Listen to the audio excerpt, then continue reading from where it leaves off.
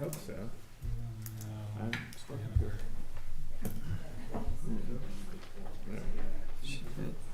Yep, we do. That's what I was saying. The week before Christmas. I'm trying. Oh, there she is. There she is. Sarah. Welcome. She outdid you. Sarah. She outdid you. I want to tell Alec. you. I want to tell you. Oh yeah, with the Sincerely, sincerely glad to see you. Glad you're here. You ready? The City Council for the City of Rollingwood will come to order Wednesday, December 20th, 2023 at 7:01 p.m. We'll start with roll call with Ms. Brown. Present. Alec Robinson. Kevin Glasheen. Phil McDuffie. Sarah Hudson. Gavin Maskill being quorum present. Welcome back, Council. Welcome back, Councilwoman Hudson. Happy to have you. We will move on to public comment. Are there anyone wishing to? I'll finish my statement. Yeah, anyone wishing to offer public comment on items not on the agenda? I'm getting a no from the back of the room, so good deal. We'll move on to public hearing. And agenda item number 2, a public hearing, discussion, and possible action on a resolution authorizing funding for a park improvement project in Rollingwood Park for retaining wall improvements that will enhance recreational and community facilities pursuant to Texas Local Government Code Section 505.152.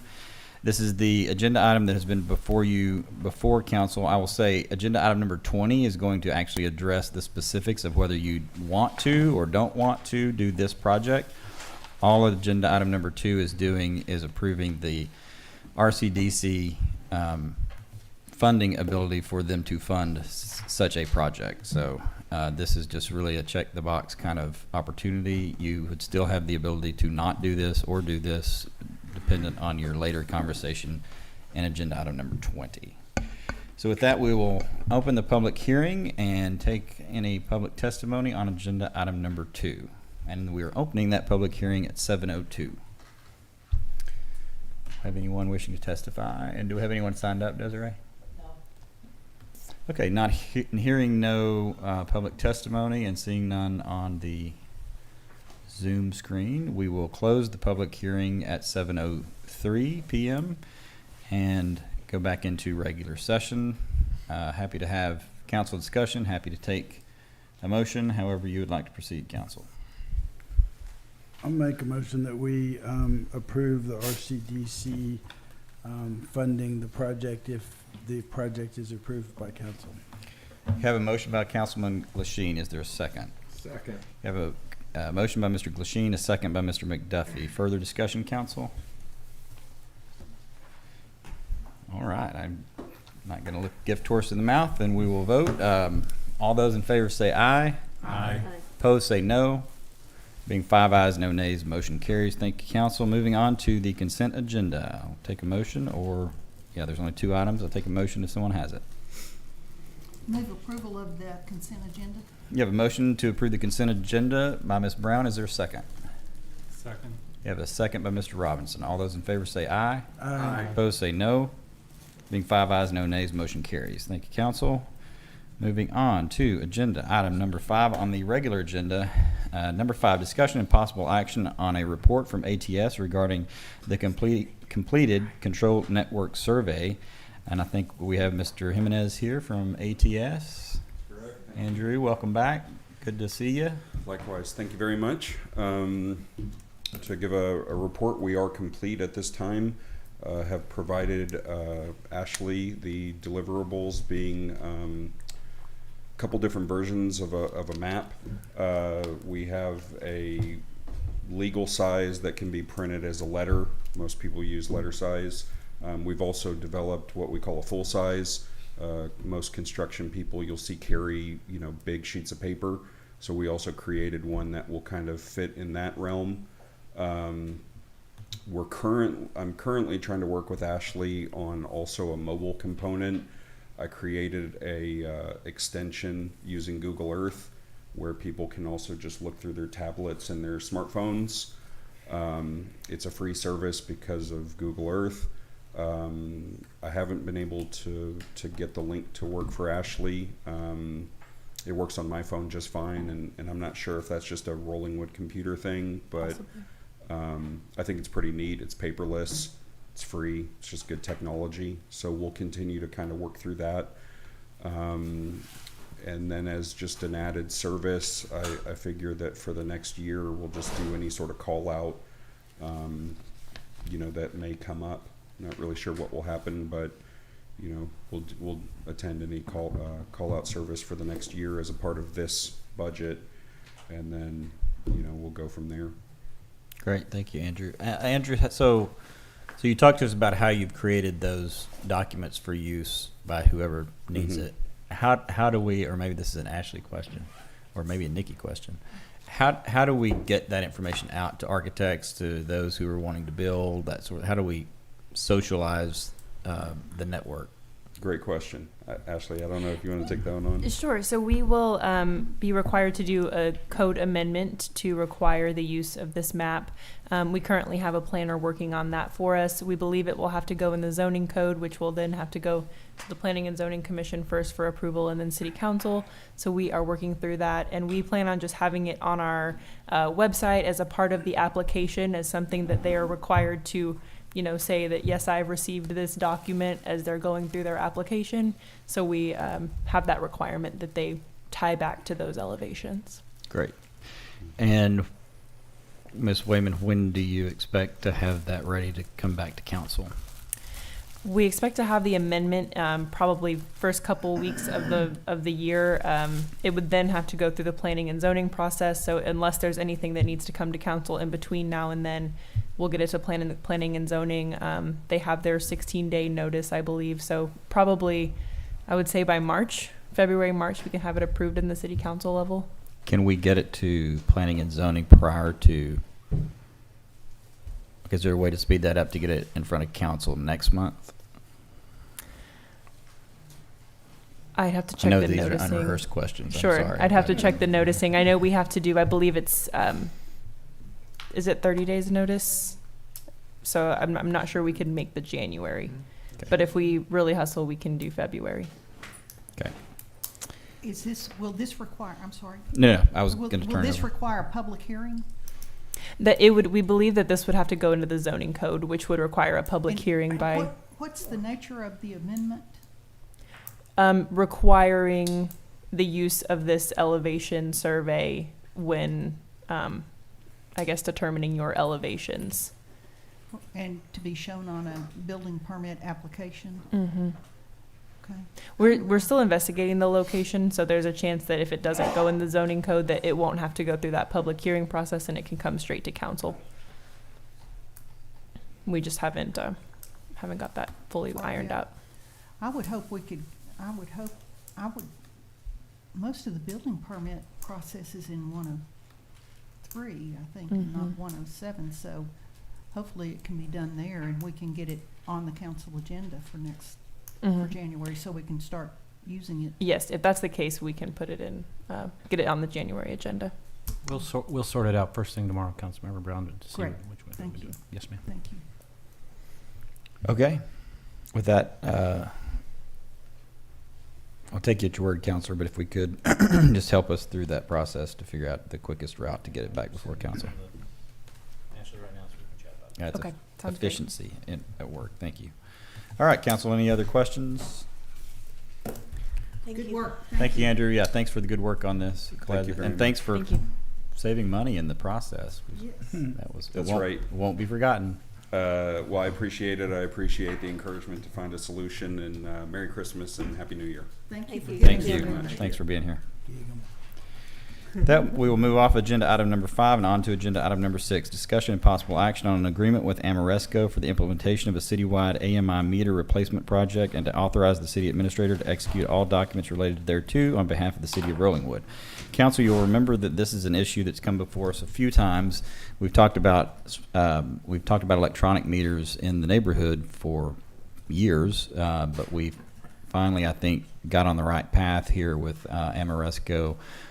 Maybe about 6 months ago or so. It has been before you once, and I think the instruction at that time back from council to Amoresco was that we weren't as interested in the expensive pre-market study that I think was being proposed at the time, and that we knew that we had problems, and we didn't need a study to tell us that. So we asked them to kind of go back to the drawing board and rework their proposal, and that is what is before you tonight. And we will recognize, actually, I'm going to recognize Ms. Wayman if I missed anything, and then I think we have Amoresco here to give us a presentation.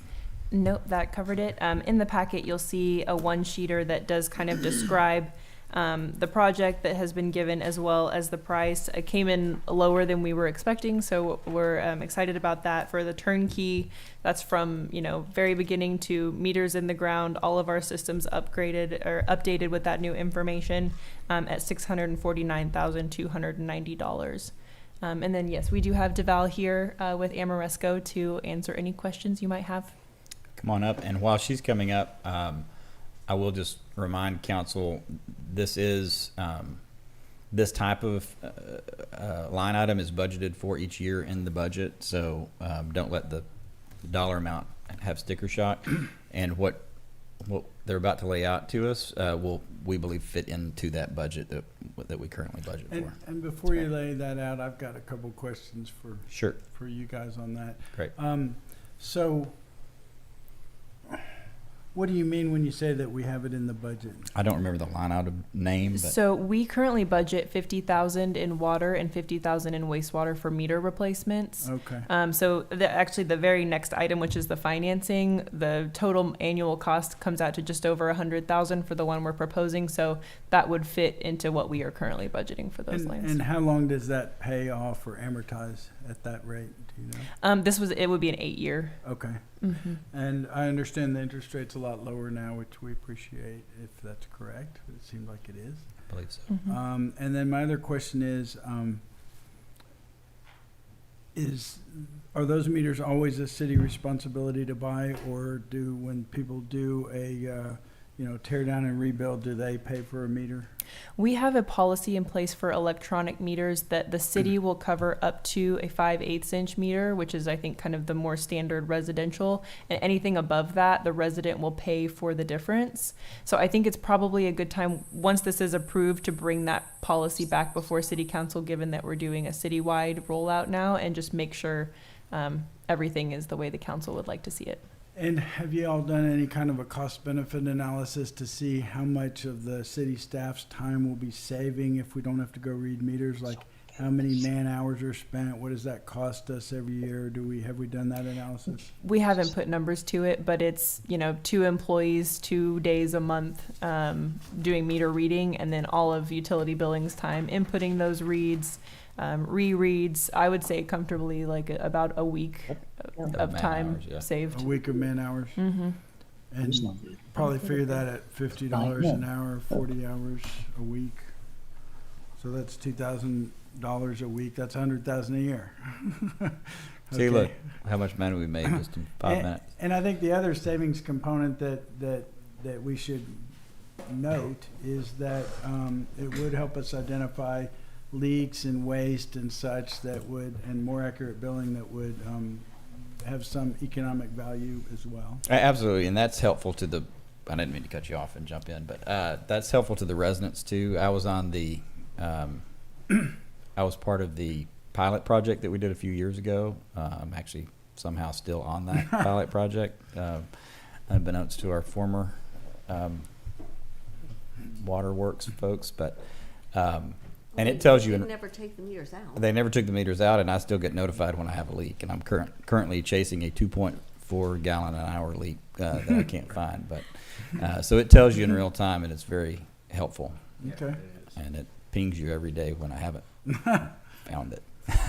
Yep. So, Okay. Well, thank you. Sorry, I just wanted to ask those questions. What's the life expectancy of the new meter going in? that's So- maybe a good segue. Okay. You've sensed what's important to us now, so jump in. Thank you, Mayor and Council. Thank you very much for this opportunity.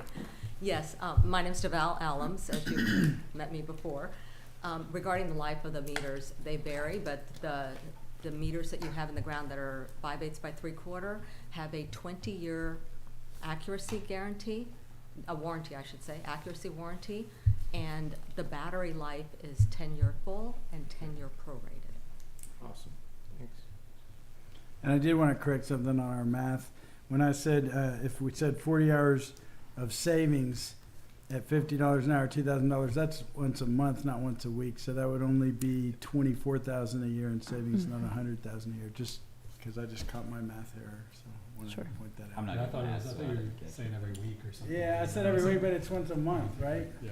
So I But you said it was, with confidence, so no one questions. And I think it's somewhere between 25 and 100, given just the additional time spent chasing, leaks, and I think half of our utility billing manager's time would probably be saved by okay. this. So I Way just to, wanted to way to correct save my it. own Yeah, math, Yeah. my getting own it math somewhere in error. there. So, all right, sorry. Yep. I think the real savings is what the mayor pointed out, that the residents will be identified, and also we have a problem being, that if we ever start running over, we may have a problem with water supply. So dodging that bullet as long as we can is worthwhile as well. Back to you, but this is on the right path, so, So I actually did not have any presentation per se. I just wanted to make sure that I could answer any questions. If you had any questions, please feel free. great. Thank you for being here. So, I have one quick question. Yes. We installed, what, 15 meters? We have 15 digital meters? In the ground. That were in our Pilot project. our Study. study, right. I didn't know if we had installed any others. We have not. Nothing, with all of these houses that are putting in new meters. I think there's been a few, but it's been very few and far between. We had a couple years where we just couldn't get. Yeah, that was our main meters. problem for at least, This is Two- not supply. it was a we had a supply chain issue for at least a year and a half. So are we replacing those meters? Is that part of the, I believe so. I think this is a full replacement. It every is a full meter. replacement. I think if you had a couple of them that were already the solid state, we could take them out. So you could get or deduct at the end of the project if that's the way you want it. Mhm. We Well, don't I have to mean- replace all of them, but if they've got the right radio and everything, and if they're up to date on all the software, then we can keep them in the ground. I don't have any issue with that at all, and we can do a deduct at the well, end. I'm just, we've got, we know the ones that we put in for the pilot study are not but just a couple years old. Right. And so it Yeah. would Oh, seem that's- silly to pull those out and pay for new ones if they fit with the system that we're putting in, so, And I believe they do. okay. Yep. But we just left the full thing open. And typically in meter projects, this happens all the time. There's always a reconciliation at the end, because there'll be some meters that are different sizing than what we originally thought, or there's a meter or two that you're wanting to put in because new houses are coming in. So we'll do a reconciliation at the end of the meters that we've put in and the ones that need to be put in. And short or up, you can fix that. And I have another question. And I understood from your last presentation that you guys actually market many original equipment manufacturers and many different options for equipment, and don't actually like manufacture or rep a single product, but you go to the market and look at whatever products are out there and try to tailor them to fit the needs of the customer. Is that correct? So we don't market anything. You were right about we don't manufacture anything, or we don't rep anything, and we also don't market anything. We have implemented all of the major technologies in Texas, and so have a deep experience with the good and the bad of each one, so to speak. Well, by market, I mean that you spec equipment for projects depending on what you think is the right equipment for that project. And Yes, and there certain- could be one of, I don't know how many different electronic meters you have, There's a but they're, lot. okay, a lot Yeah. that you pick from. So my question is, how did we pick the ones that we picked for this project? Is it part of the budget? Is it part of everything? And then where would we see any of the specifications for what the equipment actually is in this proposal? So the selection of the actual meter technology was done by staff, Okay, because you were already down that path. okay. And that happens a lot. Several cities have said, hey, we're already down this path with this technology, we want to stay with that, and that's perfectly great. For those cities that weren't down that path, we helped them select.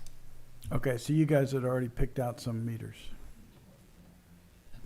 Yes, we chose the Badger meters because those were what were already in the ground. We have customers that use that Ion Water software that we were discussing, and they've had success with it. So we found that those would be accurate here in the city. And other cities that you know of use them, I'm sure, right? Oh, yeah. Yeah. We've implemented Badger, and it's a good meter. Okay, I was just curious Mhm. about Yeah. that, because I didn't see any specifications for any of this equipment here, but maybe it's in some other proposal that we haven't seen. Mm-hmm. So the specifications will be provided as part of the implementation.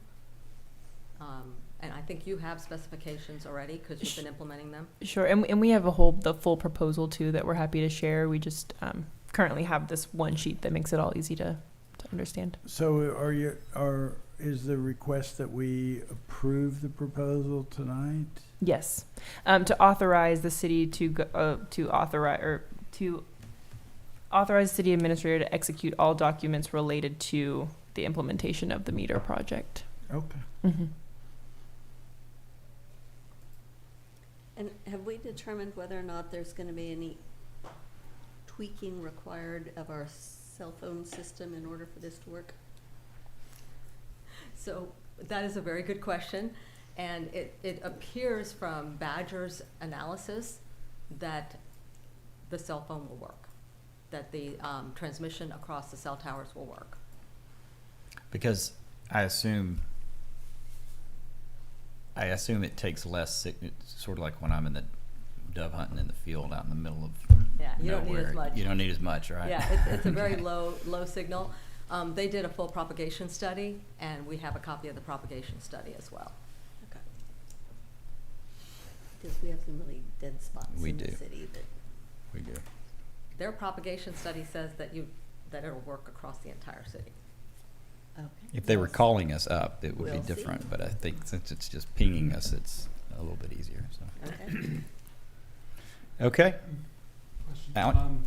Has the utility commission had a chance to hear this proposal or review the agreement?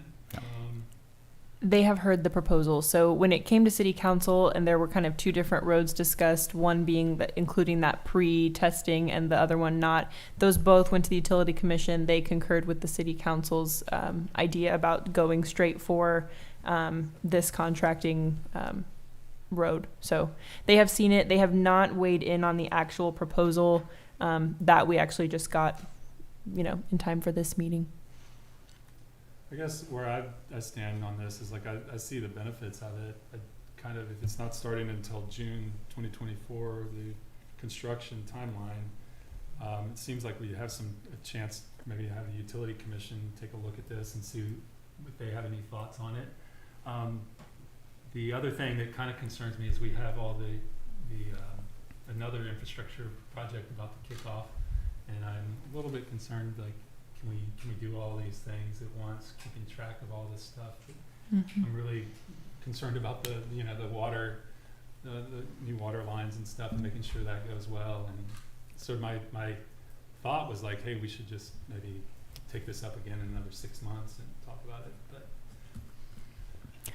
I think at least from can the city handle the work? I think that's the beauty of going with Amoresco is that it's going to be so turnkey, and all we will really have to do is, provide notification about when, certain phases of the project are happening.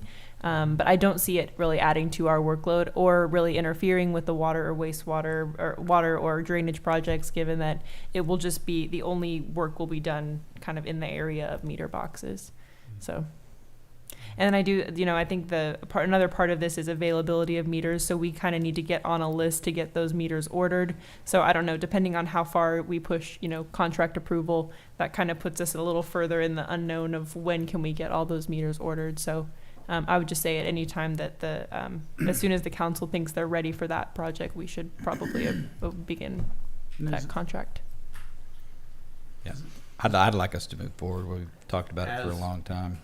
As the utility commission liaison, I'm not a mind reader, but we've discussed it multiple times. They're very excited about somehow getting us all converted over to electronic meters. Because one of the things they have to deal with is when our customer base has a leak, dealing with that.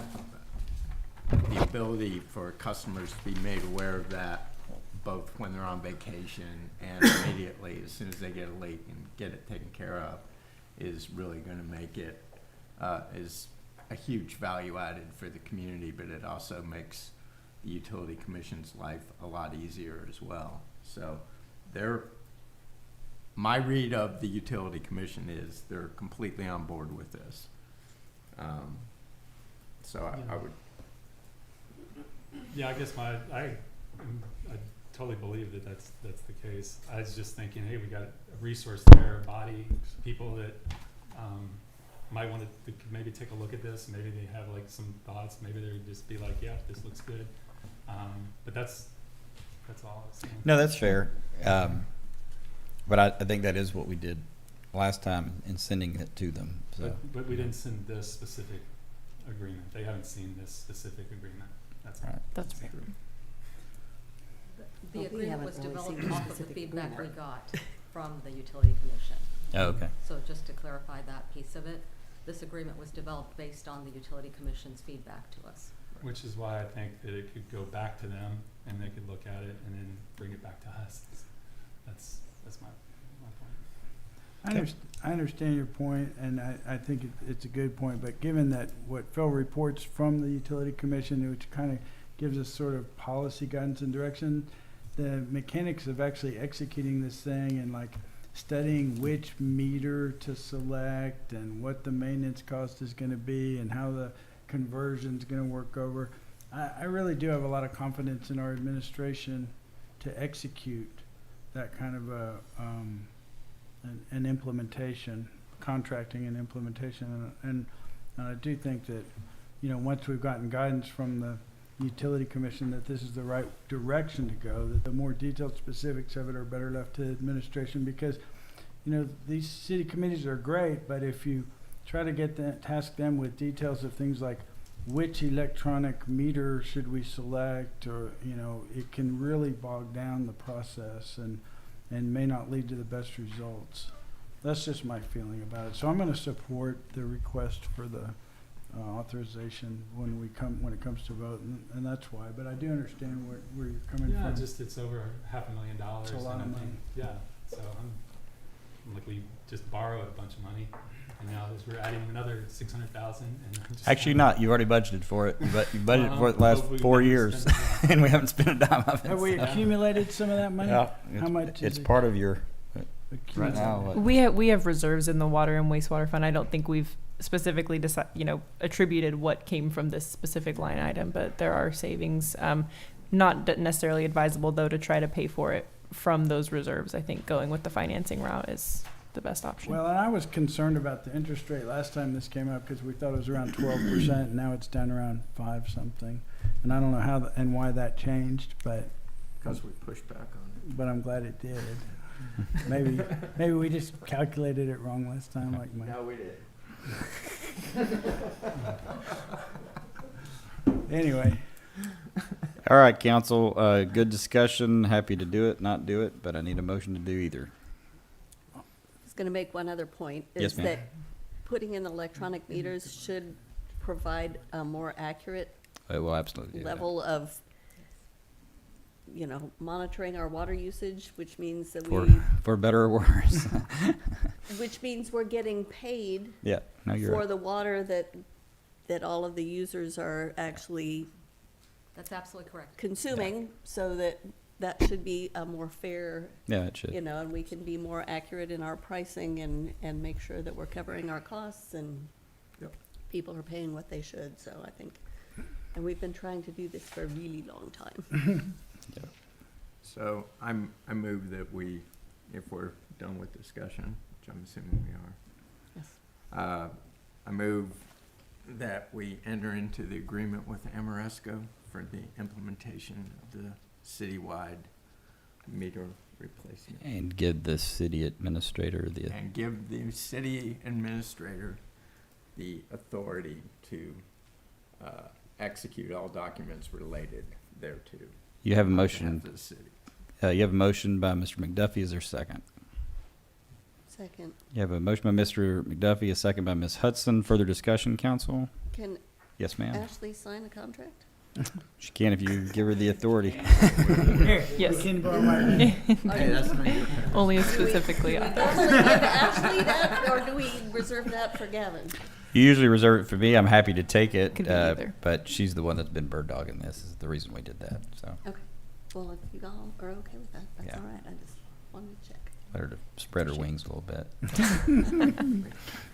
it feel better. Yeah, that's right.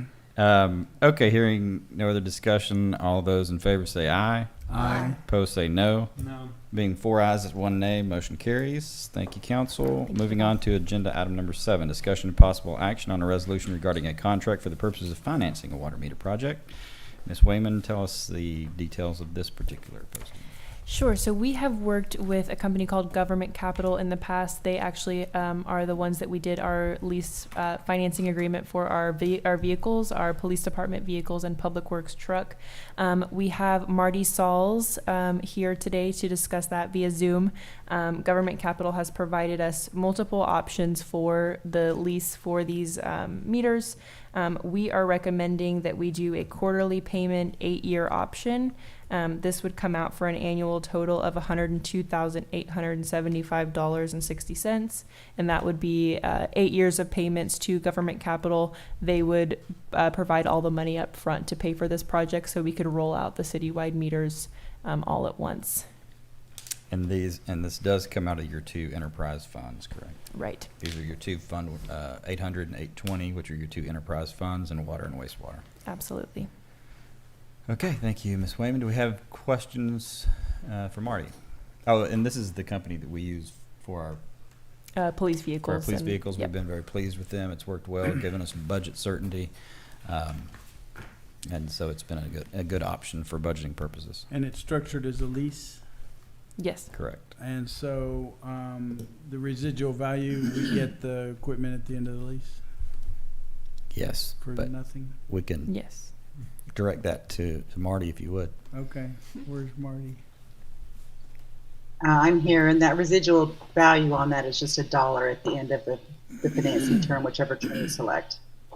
And what's the interest rate that's calculated on that financing? We've offered an 8-year term at 5.758 and a 10-year term at 5.758. Okay.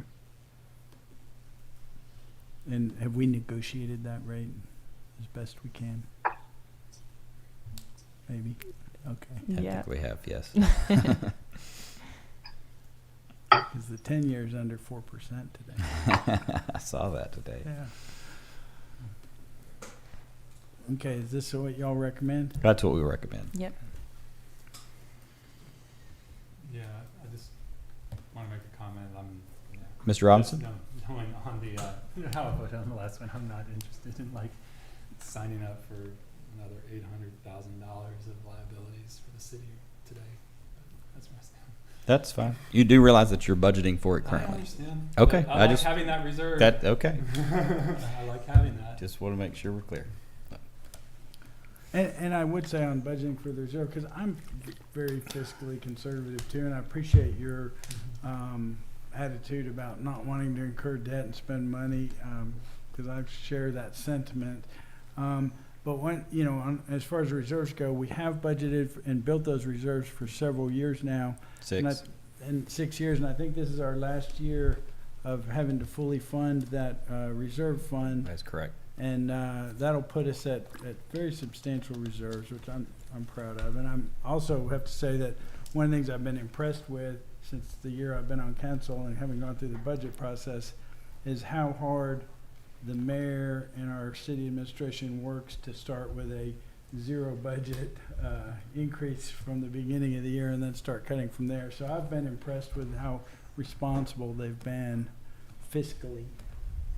So I just wanted to say that, because I understand it's a very legitimate concern, especially when I think about government. I think they just don't pay attention and just spend as much money as they can get their hands on, and that has not been the case here in my experience. So, Thank you, Councilman. We have tried. Sometimes to our department's chagrin. They've been very good with their overall budget cuts to begin each budget cycle, though. All right. Yeah, you're the utility guy. I move that we enter into the 8-year financing as presented. You have a motion by Mr. McDuffie. Is there a second? Second. You have a motion by Mr. McDuffie, a second by Ms. Hudson. Is there further discussion? Could we just clarify that that also is approval of the resolution in the packet as proposed? Absolutely. Thank you. You have an amended motion to also approve the resolution that is in the packet as proposed, and a continued Yep, second by accepted. Ms. Hudson. Further discussion? Hearing none, all those in favor say aye. Aye. Opposed say no. No. Being 4 ayes, 1 nay, motion carries. Thanks, council. Moving on to agenda number 8, discussion and possible action regarding conditions of use, including noise, parking, and lighting associated with residential tennis, pickleball, and other sports courts. I believe this is Ms. Brown's agenda item. Recognize Ms. Brown. Thank you, Mr. Mayor. As we discussed at last council meeting, and requested of our city attorney, a draft ordinance for regulation of residential, regulation of pickleball on residential sport courts. We have a memo from council, with a, comments regarding an ordinance. I don't know whether council, that memo has a confidentiality sticker on it, and I don't know if we need to, I'm puzzled by that. Oh, I'm comfortable with it. It's, It hasn't been posted on our agenda either. okay, well, I didn't have anything to do with posting of the agenda, so I don't know anything about that. Okay, We wanted but you to have the memo option. itself is. Yeah, we wanted you has to a- have the option to handle the memo. Since it is client attorney privilege, you can handle it however you wish. Yeah, so. you can waive any privilege associated with it and do it, and I have no issues with it. There's nothing in here that I have any issues with. But I always do my memos attorney-client privileged, always. But you're Okay. free to waive it if you choose. Well, we have, okay, we'll accept that as given. It just puzzled me because we have other draft ordinances with comments from council that aren't marked confidential, so this one was. And I think that's why it's not posted. So do we need to have it posted so people here can see it? You can do it however you want, counsel. It was your memo, it was your request of counsel, so it came to you as an attorney-client, but you can do with it what you wish. Is that your preference? The council approved a motion requesting that we be presented with a draft ordinance. Okay. I got it. I got the I draft think we're- memo and draft ordinance. Did anyone else on the council get it? I apologize, Councilmember Brown. I was in discussions with staff, and I was not under the impression that you wanted an actual draft ordinance. I think you're referencing agenda item 9, which is also your agenda item. Do you want me to pull both of those up? Agenda item 9 has to do with the specific enforcement action with regard to Mr. Loeb's property. And I don't have a preference as to how we handle that, if we handle them together or separately. But my understanding is that agenda item 8 is for an ordinance, consideration of a draft ordinance for regulation of pickleball use in the residential area. And I'm sorry if there was miscommunication. I'm sorry if there was miscommunication. This is your agenda item posted just exactly like you sent it Yes, it was the same to as us. last month's, Okay. where we talked about and passed a motion. And I thought that- requesting an ordinance. I'm And- sorry. I'm sorry. I thought the request was for a memo discussing possible ordinance changes, not an actual ordinance. And that's what I did. Yeah. And Ashley can maybe, I can read the motion if that would be helpful. I mean, I'd rather not get, Mhm. sure, read the motion. Okay. Well, She's going to find the motion in the minutes. I'm sorry. She's going to locate the motion in the minutes from last month. And if we messed up, I apologize. And would y'all mind resending the email with the memo? Because I know I got it, but I We can can't do that. find We're it going to read the in my motion email. first.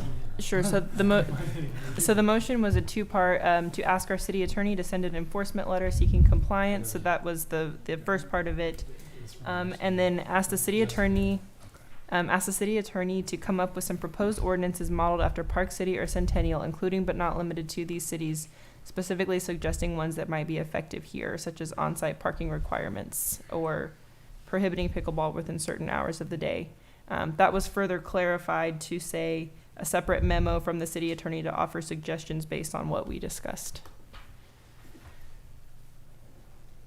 And so what our office did was take everybody here seemed to be pretty impressed with the Park City regulations, so we took that and then analyzed that from a Texas law perspective with respect to what we could do as a Texas general law city, and therein lies the reason for the attorney-client privilege memorandum.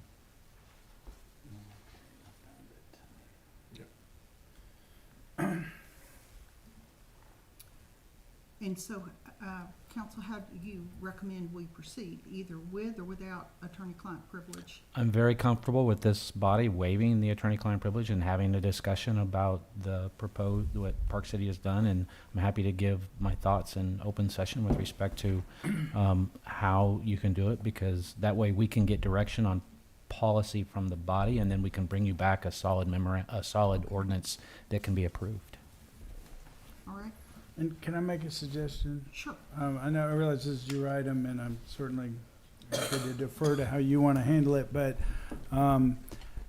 you know, I was impressed by a lot of communications that we received from folks indicating that there's been a lot of effort to have communication between the residents that are involved to try to get to some solutions, and I found that encouraging, and I thought that we might talk about that first, because if we don't have if that problem can be solved through neighbors communicating and being considerate of one another, then we don't necessarily need to pass an ordinance to address it, is my feeling. Okay, here, if I might respond to that. Sure. of You may. course. We do have two matters, and I think it would make sense to have public comment addressed to both matters. But I think it makes sense to take up a possible ordinance separate from the enforcement issue. And the reason to take up an ordinance would be that this won't be the last pickleball court in a residential area. So, of course, you know, I think now that we have recognized pickleball as a sport court, we do need to address whether we have special regulation of noise and how many sport courts per lot, and what kind of buffering between neighbors with regard to sport courts or noise abatement. Otherwise, we leave it to chance and to, you know, having the same situation we have now arise again, regardless of how we resolve that situation. I think people in the community need to know, and neighbors need to know, if someone is gonna build a sport court next to my lot, or if I'm gonna build a sport court, can I build 4 of them? Can I build 2? How many can I build? How close can they be to my neighbor? We don't want another after the fact situation to arise. And there's, I've gone through, you know, we have the Park City ordinance, which is a pretty good ordinance. I don't know if it fits. I did a listing of the kind of criteria that we might want to consider, that I can hand out, and we can talk about it, and then give Charlie our consensus about what those parameters ought to be. But I do think it's important going forward to address this up front rather than after the fact for future. Yeah, and it's at y'all's discretion. I will say, in regard to the current code, there is some ambiguity, so some clarity may be necessary. We're happy to enforce. We will do our best to enforce whatever's on the books. We'll do our best to enforce if you change the code of ordinances to some other standard. We'll do our best to enforce that as well. I will say, to echo Mr. Glasheen's comments, I've read all of the comments on both sides. I do feel like both sides of this current discussion have been very respectful. I appreciate that. I appreciate both seem to be trying to bring solutions to the table, which I also appreciate. I'm not sure that, I hope, it seems like if we don't lose sight of the compromise that both sides seem to be offering, that there probably is some sort of workable compromise solution that then maybe could be codified into the code to then become the standard that you speak of, Ms. Brown. But again, we'll do our best to enforce whatever policy this council decides. But Can I weigh in? If somebody else wants to say something. feel next. free, and then I think Ms. Brown had another comment, but go ahead. Okay. Well, to me, the issue is not so much, pickleball, because I'm all for people being able to do whatever they want to on their own property as long as it doesn't annoy the neighbors. And so to me, it's about the lights, the noise, and the parking. Those are the issues. And we do have some current codes that do address those things. For example, the lights, which I understand that they've stopped using the lights on the courts, which is great, but also our code talks about tennis courts, and we're changing the code to no lights on sport courts, which I think addresses that issue going forward, regardless of whatever the next fad is. It's probably going to be some kind of like ping pong badminton game that comes next. I don't know, but the lights I think are easily addressed. The noise issue, we have some ambiguity in our noise ordinance that talks about a certain number of decibels continuously. And I found the term continuously troubling when you're talking about an intermittent noise like a pickleball paddle or a game that might last an hour or two. And I think we could tighten up our noise ordinance to be more general and generally apply and prevent whatever noise problem comes up, not just pickleball noise. And then the last thing is the parking, which I think we should consider studying some parking ordinances. I will tell you that it bothers me greatly as I drive through Rollingwood in construction that they have both sides of the streets parked up, and it's very dangerous. And I wish we could come up with a solution where we don't park up both sides of the street, whether it's for construction or pickleball or anything else, because I think it's a problem. And I don't know how we address it, but I just see it as a problem, and I think it needs to be discussed or studied, because I think it's much more general than just pickleball. But I also do appreciate everyone working together, and as long as the neighbors are satisfied with the solutions in this particular case, I'm not inclined to, support legislating a solution to a problem that the neighbors are going to work out on their own. Except that this case and these neighbors are working to work it out, which I think is great, but that does not mean that the next pickleball court is going to have the same circumstance. But if we tighten up noise, lights, and parking, then what's the problem with That's what we're pickleball? talking about doing. I mean, that's what I envision doing Yeah. in an ordinance, so that it's a generally applicable standard. Right. I think we just need to make sure that we are clear on, I thought we were gonna look and see what ordinances we had already that addressed the issues and make sure that we had those being enforced and that those were adequate so we can upgrade, as you're saying. And then I also want to make sure that we have adequate coverage to make sure that we don't create another problem someplace else. The thing I found, I think, in my view, the noise issue is the one that creates the most concern. And if you read through the noise studies, and I hadn't realized this, the problem with pickleball compared to a leaf blower is that a leaf blower is a continuous hum, roar, however you want to characterize it. It's a constant noise at a constant pitch. The pickleball noise impacts, it's what they call an impulsive sound. So it's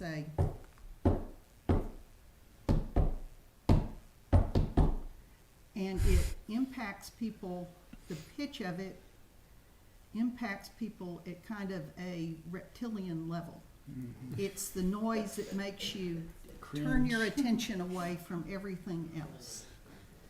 And so y'all have all read the materials, you know, there's a lot of discussion about that noise, even at the same decibel level as a constant hum, is a different kind of irritation.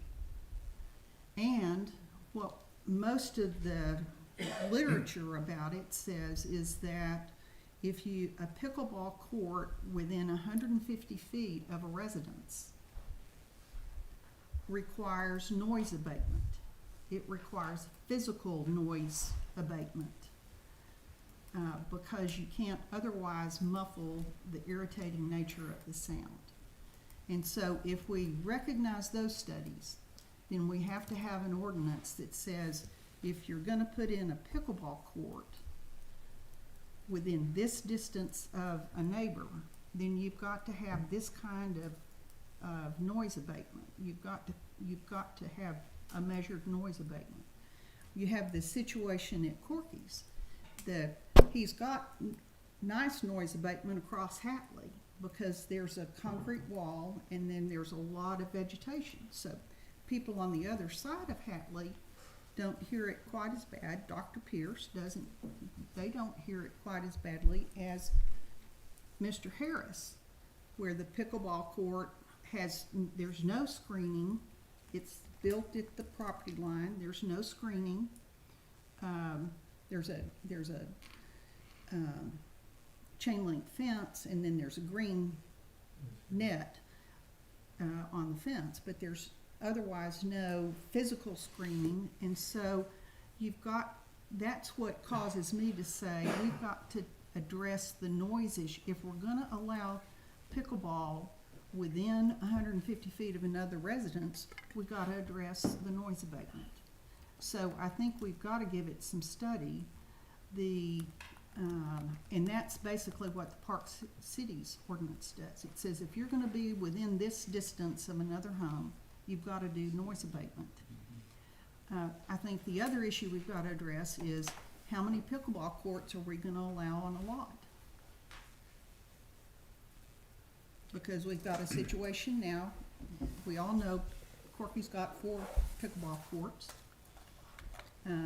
Is that a residential use or is it not a residential use? And do we want to allow anyone in the city to put as many pickleball courts as their lot will permit? Mm-hmm. We've also got this situation where people are now, this is not Corky's situation, but where people are now renting their amenities. There's, in essence, a App. System like VBRO and Airbnb where you can rent a neighbor's amenities. So are we going to allow that within Rollingwood? Are we going to allow that for let's say Corky moves, leaves his nice set of pickleball courts to some new owner, are we going to allow that to be rented out? Those are the kinds of things I think we need to address in an ordinance. The last one may be beyond just pickleball, but I did, and I think we have to, if we have pickleball within certain distances of other residences, do we set by ordinance the hours of play? And how many hours of continuous pickleball can you have given the noise issue? So those are the kinds of things that when I was going through the literature and what other cities have done and the issues that are coming up, I made a list. If you take one down and pass it around. It has blanks, but I think if we want to take the time tonight to do it, we could go down through these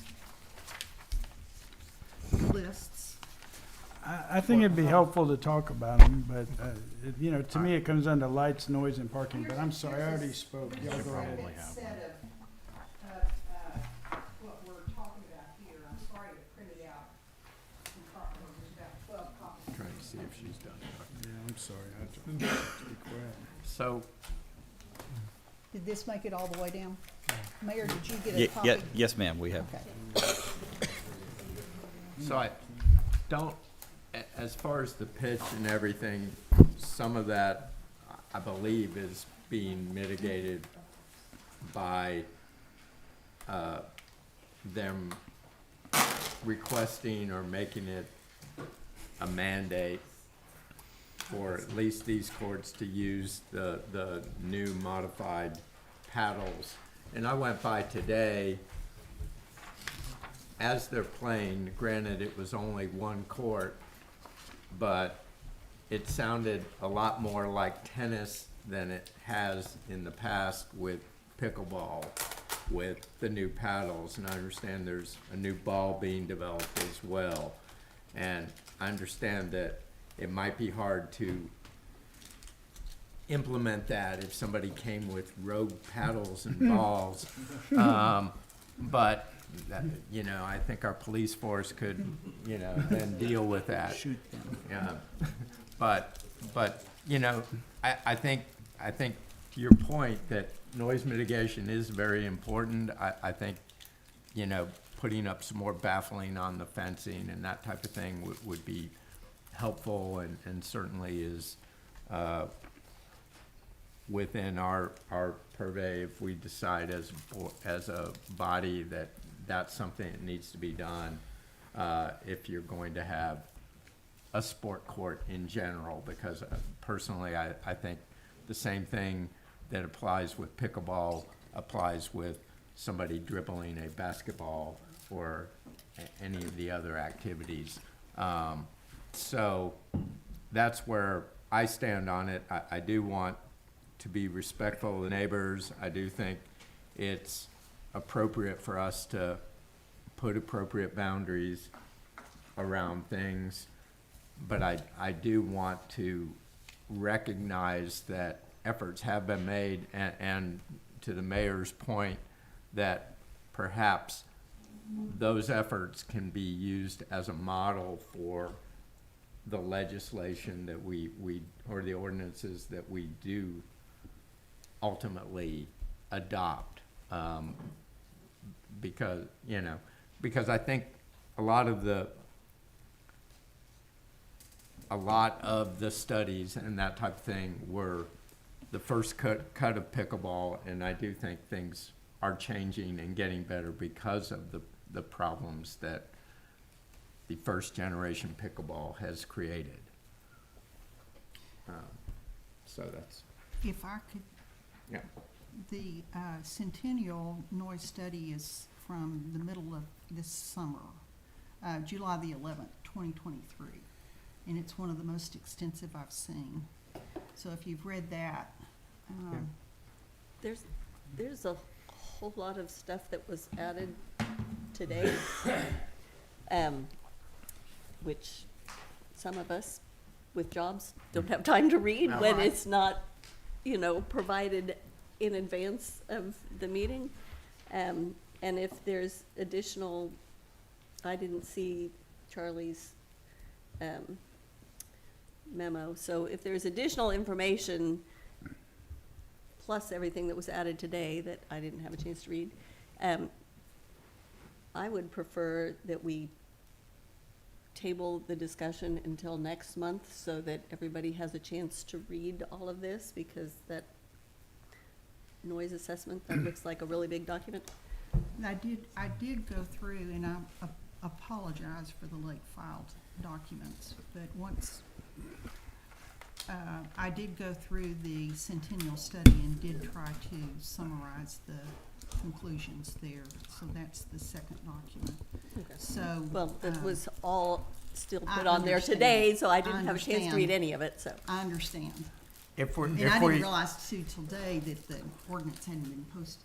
if we do decide to table this for another month, can we decide as a body to waive the attorney-client privilege and make, you know, Charlie's research available to the community as well? I don't have a problem with that. I don't have a problem with it either. It was his office that No, classified. I understand. Yeah. I'm just I don't have thinking a that's problem. something that Right. if we do determine to table it, we need to get all the cards out on hap- the table. Happy to do that at the council's discretion. Just let us know. We'll just post it in the packet as an afterthought, so it's easy for everyone to find. Secondly, happy to postpone this. I think that's good counsel. I do know that there are people here who do want to testify. I wanna hear what- So I don't want to get them lined up and then tell them to come back in 30 days. So, and they're welcome to come back in 30 days, but I think it also would be good to allow that opportunity for anyone that's here. Yes, ma'am. I would like to hear any testimony there is on item 8, and then I think, and item 9, and then I'm prepared to move that we postpone action on item 8 for another day. Okay. That is a For the good next meeting. telegraphing of your past. Will you, do you anticipate, I'm going to call up agenda item number 9 also, so that anyone wishing to testify on that can do it at the same time, save us a little bit of time here. Is just so all the cards are on the table, since everyone seems to be laying them on the table tonight. Do you have ideas on what your disposition of item number 9 will be, or are you still going to wait to decide on that? I want to hear the testimony. Okay. All right. With that, I will pull up agenda item number 9, discussion and possible action to address pickleball league operations within residential zone. Both items are now before the council, and if I hear no other discussion from council at this time, I will open it for public comment. All right. Hearing no more from the council, Desiree, what do we have here? Yes, I'll let you call them from the back, and then I'll recognize them when they come to the front. Come on up, John. If you would, just identify yourself for the record, and happy to have you tonight. Thank you very much. Mayor, council, pickleball has really changed my life, I can tell you that right now. I'm 87 years old, and I've always played the Tell rec. us your name and Oh, I'm sorry. where you live? That's My name is okay. John Squires, and I've been a resident of the Westlake area, not Rollingwood, but for 40 years. Retired Air Force from Bergstrom, if any of you remember where that used to be. But I've always played the racket sports and really love it. And it's like, Einstein said that life is like riding a bicycle. In order to keep your balance, you must keep moving. So I take that to heart. I've got memos in my house and my whatever telling me you got to keep doing it, got to keep moving. And I move pretty good. You can ask some of these guys, and I'm a pretty good pickleball player. So I happen to be the senior participant, of course, and discovered pickleball a couple of years ago, and I'm really addicted to it. And the Corky right here has unselfishly brought together a wonderful group of people, all walks of life, all political persuasions that are making a difference, who care about one another. That's what really has struck me. These people are the most outgoing, considerate, respectful, and we all want to make this thing work for everybody. We're very respectful and so grateful and thankful for Corky availing his property for this use. And as I said, the beautiful thing is people care about one another. It's actually saving my life. I can tell you, I was a golfer of some sorts, but I always liked the racket sports, and my doc was saying, hey, you got to get some cardio. So this is providing me daily cardio. I play 5 days a week, sometimes 6 days, and for about an hour. And it's really been a wonderful thing for me. And I've had 2 knee replacements 35 years ago, and so and I'm still running pretty hot and heavy out there, as they'll probably tell you. Corky schedules. This guy schedules people for the last several years on a weekly basis. He dedicates himself to this, and he's so unselfishly. And I asked Corky one day. I said, Corky, all this work that you do, and for all these people, week after week after week, you're going to take Christmas off? I don't know, but he says they're my family. These people are my family, and he's sincere, absolutely sincere. And so the big thing is social interaction. The social interaction is amazing. People talk to one another. It's not like you're in one end of the court, playing tennis or whatever other sport you may be involved in. And it's, as we all know, it's taken over the country. Everywhere you go. And the social interaction and the physical activity leads to long life. I think we all agree with that. So Corky Meets, we have a very informal type of program. He schedules the folks, and in fact, 2 weeks ago we had a pickleball tournament, as we did the year before. It was on Veterans Day. And being a veteran, I suggested, Corky, why don't we just announce some of the veterans who are here and play allegiance to the flag. So anyway, he said, yeah, great idea. So we got a flag, and we introduced all the veterans, and we had a guy with the music for the national anthem. We stood there and we sang the national anthem with hands over our heart. And that's not a story, that's what happened. And it made me feel really good, being a 27-year Air Force guy. So I really appreciated that.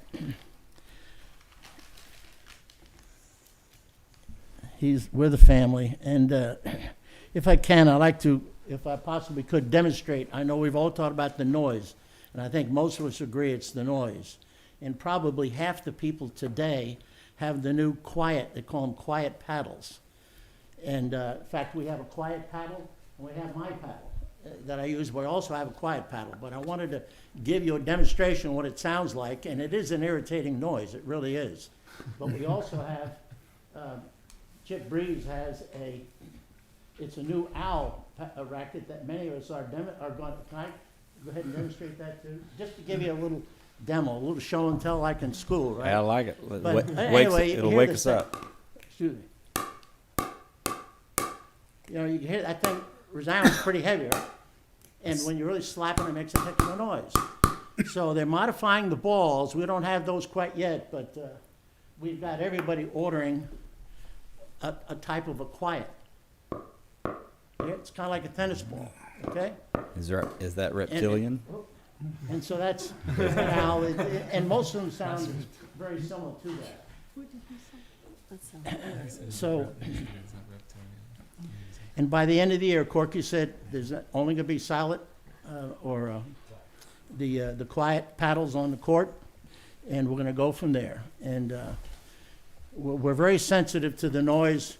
The neighbors on the far side with some sort of, we'll probably have, thinking about some sort of screening perhaps at some point. I don't want to take Corky's business away, but anyway, obviously we want to be very respectful, responsible, and cooperative visitors to your neighborhood. And that's our goal, and we'll adhere to whatever accommodations decided by the council. Thank you very much. Thank you, John. Thanks for your comments. Thank you for your military service as well. Thanks for being here. Desiree, next up.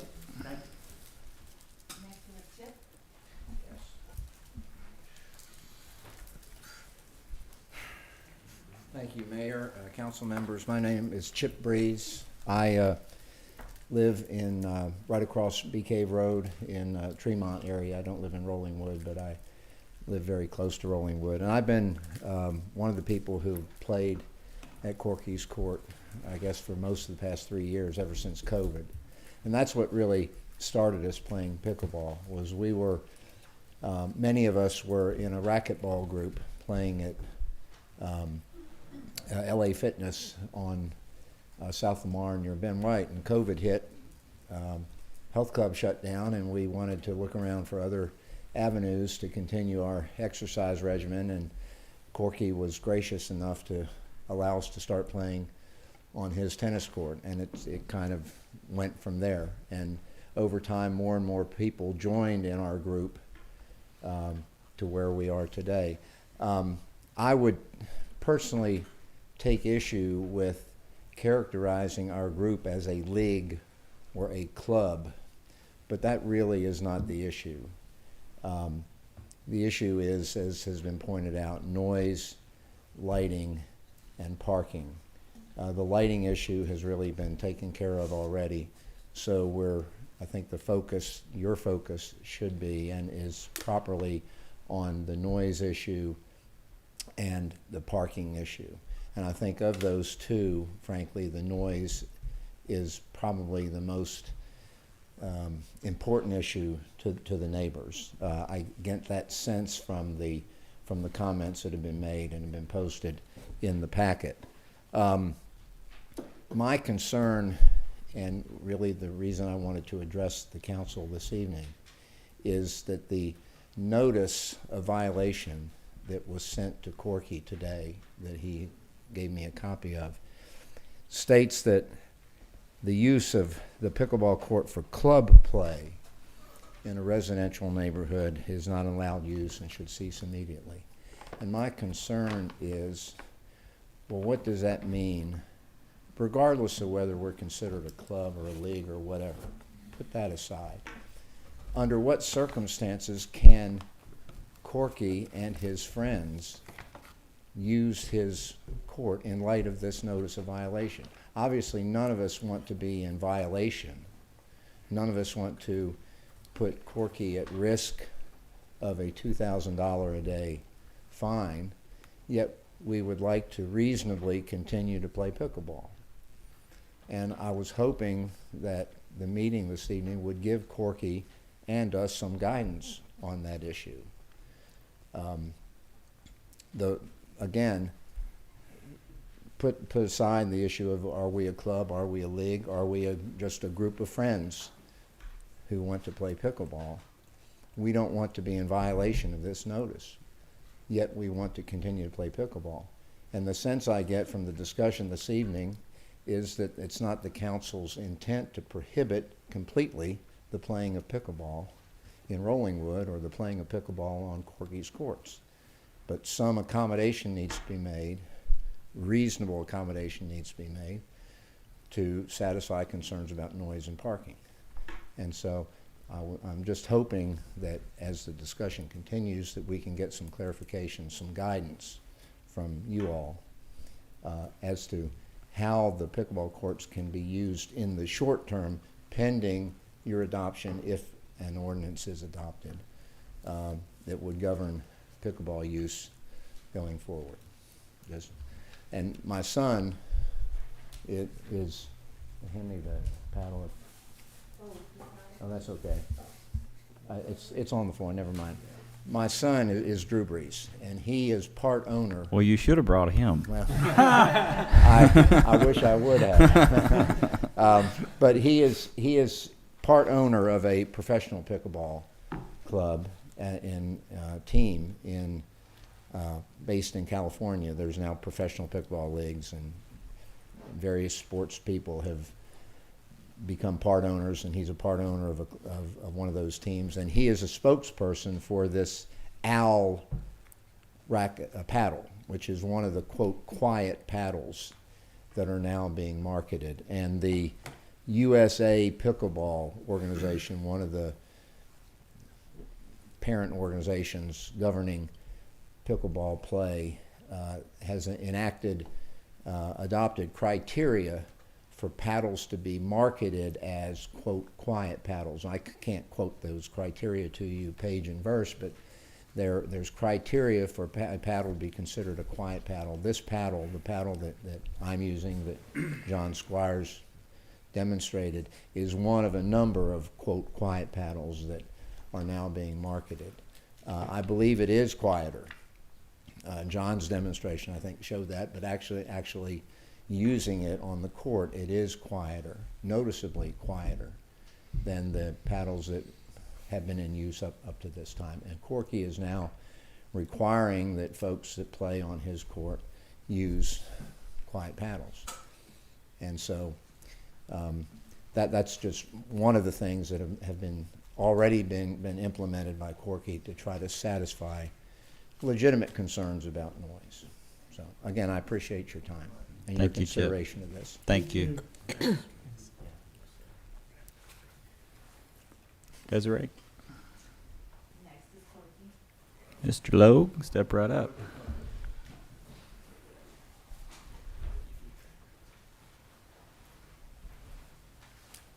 Mayor Logue, thank you for being here. One mayor to Tainted my another. reputation by that. Not at all. My name's Corky Logue. I live at 3016 Hatley Drive for 44 years. I moved to Rollingwood, or my parents moved to Rollingwood in 1963, and I've only lived somewhere else for 5 years while I went to college and taught school. So I've been lifelong resident, and in 1979, I built my house. 1989, I remodeled it. When I built it the first time, it was the cheapest bid on everything I could get. Everything was the cheapest materials because I didn't have the money to build the house I built. So, but when I did that in 1989, I replatted my lots. I had two of them next door to each other, so I could put in a tennis court. I wanted to do it legal, and replatted it. Got permitting for the tennis court. Got it all done, and for 20 years, I played tennis on Saturday and Sunday, if the weather permitting, and Monday through Friday, I played racquetball. And so these guys that play at my house really were my racquetball buddies and my tennis buddies. That's a combination. I've converted most of them over from tennis, converted almost all of them over from racquetball. And so that's who plays there. It's not a club, it's not a league, it's just a bunch of good old boys. And if you did the math on them, and girls, a third of them are girls, thank you, okay, slap me down. A third of them are women. And if you did the math on what I did, I'm not John's age, I'm not quite 80 yet, but I'm getting really close on it. So, but in 2019, as we all know, two things for me happened that are really bad. COVID hit, and most of us cleaned out every closet, gained 10 pounds, 20 pounds, 30 pounds, and so we had to find something. And pickleball, one of our friends that was a racquetball player, brought pickleball back from California, and we started playing it. And we've been playing ever since June 2019. Also in 2019, I found out that I had glaucoma, and I was losing my vision. By 2021, I couldn't play tennis anymore. I didn't have the vision to do it. And I've gone back and tried a couple of times in the last year. It lasted 5 minutes, and I was done. So pickleball is the only thing with my vision that I can play. I have no other choice. There's nothing. I can't play golf. I can't see the damn ball. You know, you hit the ball and where'd it go? Huh? Somewhere. And that's nothing. It's hard enough to find the golf ball when you can see. So that's what's happened. So, you know, I do need some clarity. Okay, let's hit the what needs to be done. And what I'm trying to get for the neighbors is requiring, and the only reason I delayed till January 1st on the quiet paddles, because we didn't know anything about quiet paddles a month ago. We were totally ignorant about them. Didn't know they existed, really. And so I wanted a month and a half to do research, try them out. We have got so many different quiet paddles that we're trying out, which one's best, which one's quieter, all that kind of stuff, which one affects your game the least, all that. So as of January 1st, you will not play at my house if you don't have a quiet paddle. And the balls, there's a Franklin ball that's really loud, and there's an Onyx ball that's quieter, not quiet. The new quiet balls are coming. We don't know when, but they're coming because there's a demand just like what's happening here all over the country on it. And thirdly, we're going to have, and I've already tried to get bids, and boy, they're so busy, as a sound buffer all the way around the court that's not by concrete walls on two sides. And do that on the two and a half sides that don't have the concrete walls, and that'll buffer not all the noise, but it's going to really buffer the noise down. So we've got the quiet paddles, a little quieter balls already, and we'll have really quiet balls where they finally come on the market, and then we'll have the sound buffer. So that takes care of as much as we can do on the noise. Oh, hours. We don't start till 8 o'clock. We're almost always through by 10 o'clock. Every once in a while, the women will get together and have a game during the day. And if we don't have lights, you're obviously not playing past 5:30 in the evening. So hours are fine. We don't, 8 o'clock's fine. So everything that people want, we're trying to give them. That leaves, I think, the only thing lights. I don't have any lights on my car anymore. They're gone. They're not there. So get into that, John. Stay calm. And parking. And what I did immediately, and I talked to Brooke about this when she called me the first time to tell me this was going on, is I moved everybody to my side of the street and tried to get them to not park in front of Glenn's house, which is my next door neighbor, but they inch over there every once in a while, and his wife will text me and go, "There's 2 cars," and I'll go and make them move them. I would interrupt their game, say, "Move the cars." So I'm retraining them, but they're old guys, and they're sometimes hard to retrain. I know, being one of them, I'm a little hard to retrain myself. But we try to get them all on my side of the street. Now, I think about the only way to limit that more is to just have them where they have to park in front of my property. And if they want to walk, I got guys riding bicycles. He rides a bicycle every day to there. I got a couple other people riding bicycles. I got people that walk. I got people that carpool. So we're trying to get the traffic down and the parking down where it's not a nuisance to people. And we don't let them park. And if I find somebody on the other side of the street, I go and stop the game and find out who it is. Now, my neighbor parks, John Pierce, he parks his car in the street, so I can't do anything about that. So I think that addresses the issues that we're trying to address right now. Now, my problem is this notice of violation. If I go and play tomorrow morning, the police chief's gonna come get me. Is she? That's the question. I don't know. But it says he's going to, and it's a misdemeanor. I get cuffed, hauled to jail, $2,000 fine. I'm too old to go to jail. I'll die in the first year. So I need to know what this really means. We're not a club. We've never collected dues. Nobody applies for anything, period. So that's what I need to know what's happening here. Because we'll have the sound thing. As soon as I can get a bid and get somebody, I'll authorize that. It's just as soon as I can get it done. And again, I'm having a hard time just getting a bid, but I'll get it, and we'll get it done. And we'll take care of the problems. And the pickleball paddles are happening already. Probably half the people have a quiet paddle already. Brooke, do you have a question? I do, whenever you're done. I'm ready. Okay. I could not, well, first thing, thank you for doing what you've done. I'm glad that you have ameliorated the hours and the parking situation. But how many people do you schedule for games a week? There's about 40 people per week. About 40 per week? Yeah, and you've got to remember, 16 on 4 courts are 16, so it's, and a lot of people just play 1 day a week. Some people play 3. John's crazy, he plays 5. And it's just a different number for everybody. Okay. Now, you don't have the paddle mandate in, January 1. okay, so that's sometime. I just wanted to give them time to find the right one for them. And have you mandated a particular paddle? No, it just has to be an official quiet paddle. I see only, in what I saw today, U.S. Pickleball Association has certified the OWL paddle, but that's the only paddle that they've certified so far.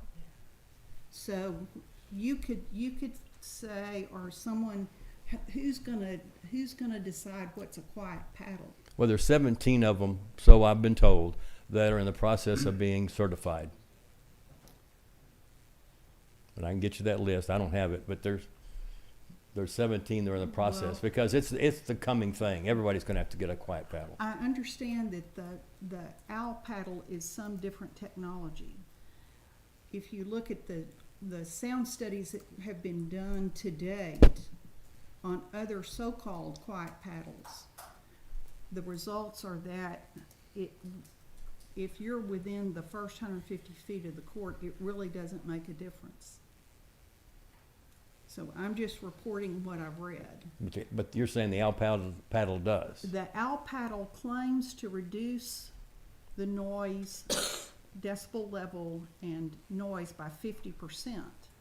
But it doesn't, I haven't found anything that says what the resulting decibel level is for someone, say, at Mr. Harris's house. Mm-hmm. Within 30 feet, what is the resulting decibel level? Is it still above our noise ordinance? What is the noise ordinance level?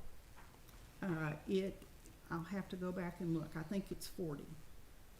I think what's an acceptable decibel for this particular type of noise is something in the range of 40 to 60, but I can't give you that number today.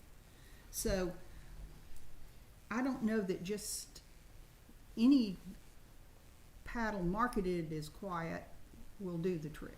Well, if you say I need to mandate owl paddles, period, I Chip can't will be find the thrilled. specs on the, yeah, if you can get the specs on the owl paddle, let us look at he that. can get them. He's probably in the process of getting them right now.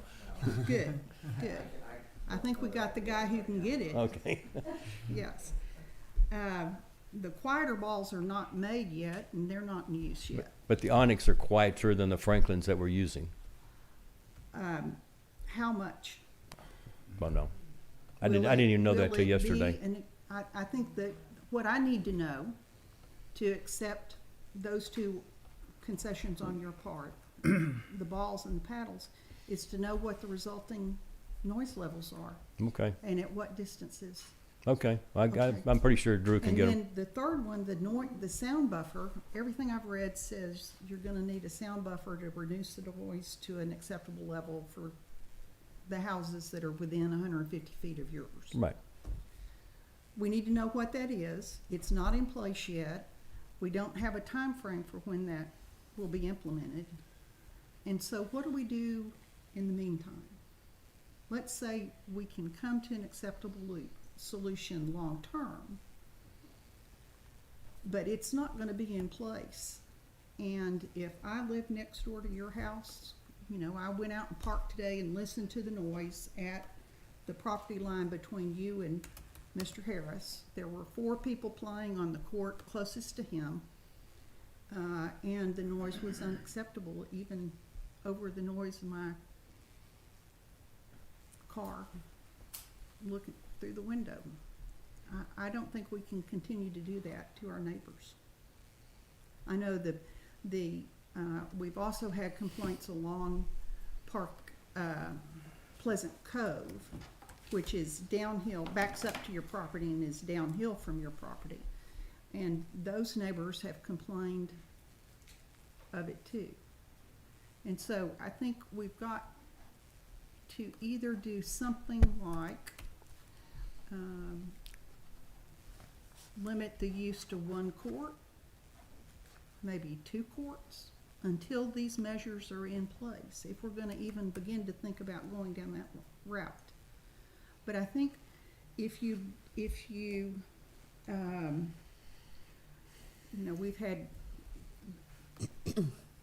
I think of it this way in terms of parking. I've had neighbors do construction, and for a year and a half, you know, they're gonna be, your side of the street and the other side of the street are gonna be filled up. If the other side of the street's filled up, then the Amazon trucks and every other truck that comes through has to park on the other side of the street. You know, if you wanna have a party or you wanna have people over, then the street's back full again.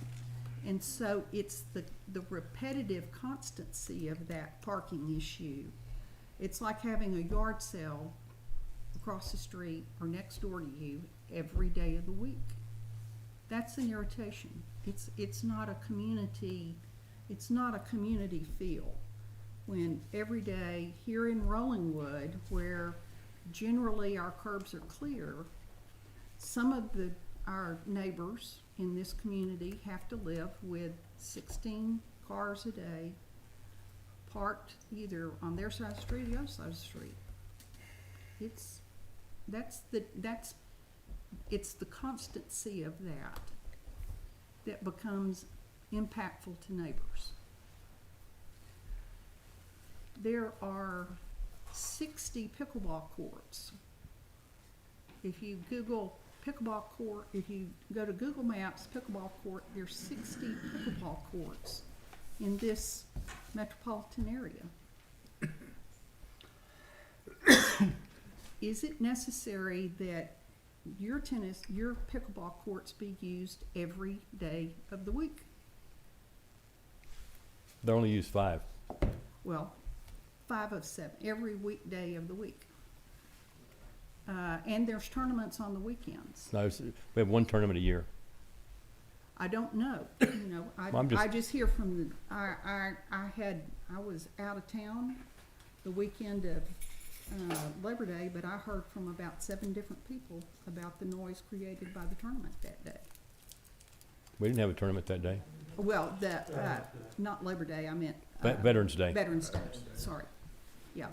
So I'm a council member, you know what that job's like.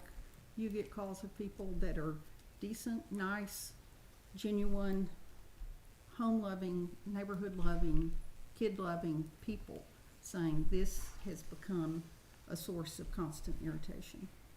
And so that's the league side of it, the parking side of it. You know, probably we can get the noise under control, but I don't see how I as a council member, and let's keep the conversation going, but I don't see how I as a council member can say it's okay for you to have 60 people a week coming to play pickleball when I can't have a yard sale every day. I can only have 2 a year. And so that's the problem for the community, in my opinion. And we can, we need to get the noise under control, even if you're operating only 1 or 2 courts. But the leak thing in a residential neighborhood is inconsistent with how your neighbors want to live. So you tell us how to deal with that. Think about that. I want your comment back. But I think in my mind, and I want to hear what other people have to say, but in my mind, that's not consistent with residential zoning. And I think because of the noise issues, the nuisance issue of it, I'm prepared to say this has got to stop. 1 court's okay, maybe 2 courts, but the 4 courts, 5 days a week with, today I drove by at 8 o'clock. There were 12 cars on Hatley and 2 in the driveway. Yesterday there were 16 cars at 8:30. It's the constancy of that that's an issue for me. So if there's no, I would like to hear, those were my questions. I wanted to give you my opinion. I'd like to hear from the other people who are here to speak tonight. okay, And then have you back or whatever you want to do. okay. Okay. Okay, thank you, Mr. Logue. Council, any other comments? And then we have one other person wishing to testify. Oh, Well, there's one other comment I'd like to make, and then I'll be very quiet. Okay. Some of the people who've written in support, is Corky here? yep, Okay, sorry. Some of the people who've written in support have said that this appears to be the voice of 1 or 2 vocal upset neighbors. That's not the case. We've had letters from 12 or more people that are genuine residents of the neighborhood concerned about the complications these courts bring to their lives. And so I hope we can all be respectful of one another in that regard. Thank you. That's all I have. Okay, thank you, Councilwoman. can I? Yes, hold on one second. Ms. Hudson? Well, I just had one thought based on what you said. If there's only 1 court being used, would it be possible? I mean, it seems like it would make sense to use the one that is farthest away from the neighbors. It is, yes. But if you were saying that they were using the one closest to the neighbors, and that's the All only. 4 courts are being used, and the one closest to Mr. Harris, there's it is at the lot line. It is parallel to the lot line. Right, no, I know that, but I thought you had said that there was only 1 court being used, and it was the one closest to Mr. Harris. So if there is a circumstance where there is only 1 court being used, it seems like the farther away you can be from the neighbors, that would be a considerate thing to do. And I would just like to say that it would have been really nice to know before we started all of this discussion that there was a violation sent out Right, yeah. and that we were informed about this and knew what the circumstances and what the Well, on that, the council instructed us to send that notice of violation last month, so there was no option other than to do that. well, I thought that we wanted to look into whether or not there were existing ordinances that were being violated. We did that, but the motion last month was to send the violation notice. Before we were having a discussion about it, it would be nice to have known that that was sent and what was found, because that's kind of news to me anyway, that It is. the severity of the penalties proposed and all of that changes the urgency of addressing this in my mind. So it would have been nice to have that information available. We'll take that under advisement the next time you instruct us to send such a violation letter. We will copy you on the violation. Well, why wasn't it sent? I got a It is copy. not it is not the executive branch's practice to copy the council on notice of violations. We don't do that on any other notice of violation that we give to anyone in the city. If you want us to, we can start No. inundating please. you with those, but Well, no, but things that are then on the council agenda for us to talk about, it would have been nice to know what the issues were that were going to be coming before us for us to try and talk about and we will come to solutions. we will do it on. differently next time. So, all right, thank you. And to be clear, the notice violation was not a notice violation of something that city council can resolve. This was a notice violation of Class C misdemeanors, which means this is a municipal court issue. This is not a city council issue. But if we're trying to resolve a problem that is causing issues in the community, it would be nice for us to know what those issues are. Yeah, I'm not debating that issue with you. I'm saying that the notice of violation letter is a notice of violation of municipal regulations, which is a Class C misdemeanor, which is a municipal court issue, not a city council issue. Y'all can certainly deal with the noise issue, a general discussion of how we would like this resolved, but it is a municipal court issue when you send a notice of violation of, that involve criminal penalties, which is what was done. But it doesn't stop you from being informed, and we will Right. inform you next time, so. Yeah, and I'm not debating whether or not you should have been, I wasn't involved. We just went through the regulations like requested to determine what violations have occurred and, which are violations of your local ordinances, drafted that, provided it to our enforcement people, and then they took it from there. But I'm just making clear that these are Class C misdemeanors that are municipal court issues. But, and also to clarify, and as Counselor pointed out last month, a notice of violation is not a citation. It is a notice of violation that you attempt first to try to seek compliance, which is what the notice of violation is, and there's some flexibility in the citation piece of that next phase, but the notice of violation is to just inform of the violation and try to seek compliance before you take the next step of citation. It's not a charging instrument. Correct. So no offense has been charged. There's That's correct. prosecution has been That is correct. started. Okay. And, Good. and as That a helps. matter of practice, notice of violation letters typically are not unicorns and rainbows. I mean, they're not drafted to be Pretty please. pleasing to read. I mean, that is the nature of the beast. So, Mean old government. yeah. Well, I'd like to hear from Mr. Harris if he's signed up to speak, if y'all are That does ready get for us to that. the next. Mr. Harris is the next speaker. Mr. Harris is recognized. Please identify yourself. Thanks.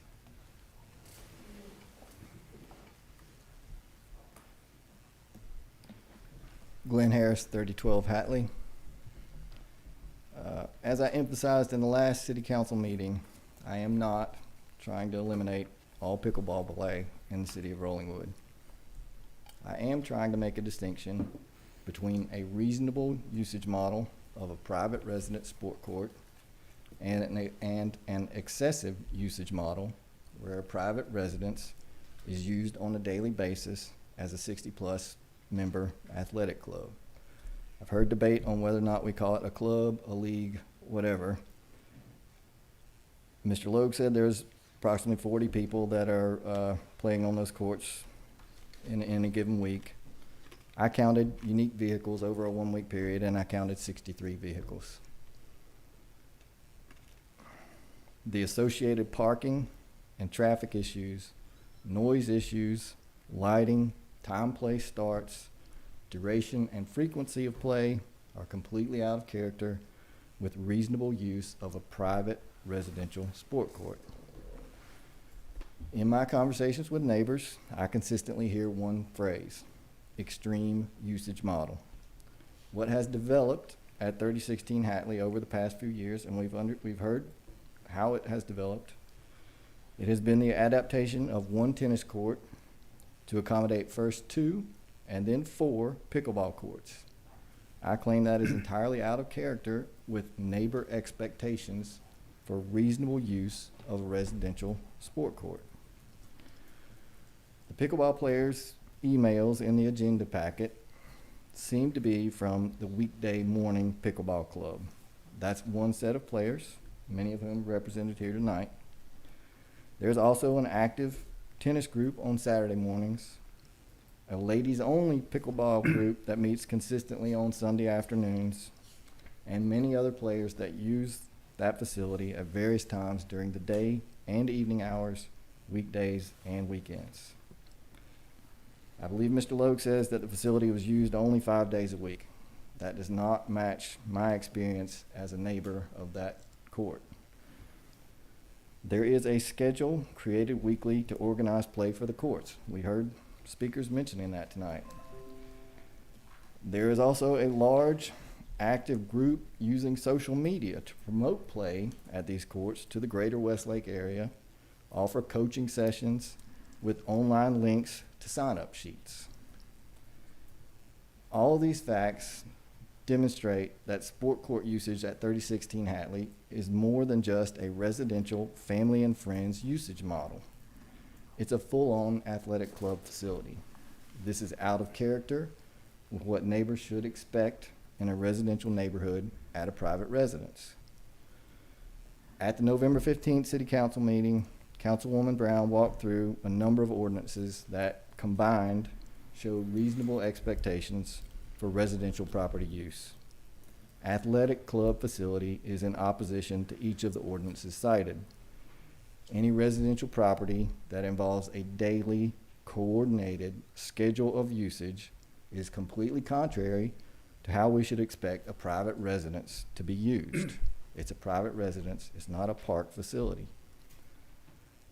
I have spoken to Mr. Logue on multiple occasions over the years about the early morning lights, the early morning start times. Until recently, it was consistently close to 6:30 in the morning, and the excessive use. Our most recent conversation on November 4th did not produce any substantial compromise, and I indicated that my only remaining option was to pursue action through our city government. After the November 15th City Council meeting, there have indeed been behavior changes. Parking on one side of the street, a later 8 a.m.-ish start time, and discontinued use of lighting. While those do address some of the neighbors' concerns and are indeed appreciated, they do not address the fact that using a private residence as a 60-plus member athletic club facility is summarily not a neighbor-expected or city-approved use. On the topic of remediation efforts by the pickleball players, my request to the City Council is the same as I expressed last month. Restrictions of this nature that have been discussed tonight, they need to be incorporated into our code of ordinances so they are not voluntary measures, but instead enforceable regulations. Members of the pickleball players that have spoken tonight have spoken about the measures they're willing to take. That's great. Gentlemen's agreements fall apart. There needs to be amendments to our code of ordinances to codify those agreements. Let them be enforceable. They seem to be agreeable. We're on the same page with the types of restrictions. My request is, let's don't just accept this as problem solved because this group of people has agreed to change their behavior. Let's get that behavior into an amendment to our code of ordinances. I think the regulations should include hours of use consistent with our park regulations. At our city parks, we don't allow coordinated sports activities before 8:30 a.m. I think the regulations should include limitations on the duration of use. I think they should also include limitations on the number of simultaneous players. Fundamentally, 4 pickleball courts, converting 1 tennis court to 4 pickleball courts is excessive use. And then most importantly, these regulations should include noise mitigating requirements. The documents that are included in the agenda packet from a very well-run and professional study of noise do speak to the fact that pickleball noise is unique. I would encourage the council to take the time to read at least the summary of those documents, because that city of Centennial, Colorado did a very thorough job of assessing the situation and understanding the problem.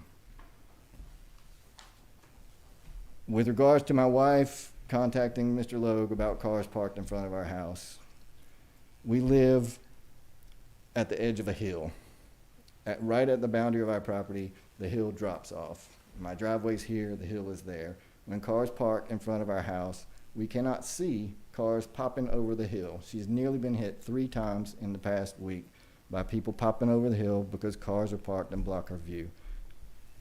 It's not that I don't want pickleball players parked in front of my house, it's that I don't want my wife hurt or injured trying to back out of the driveway. Also on the subject of voluntary changes in behavior.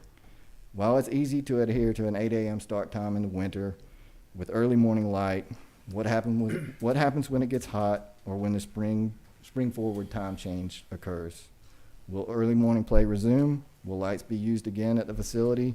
What I'm asking for is regulations to prevent this, and I think those regulations are reasonable. I want those regulations on the book. I don't want a gentleman's agreement.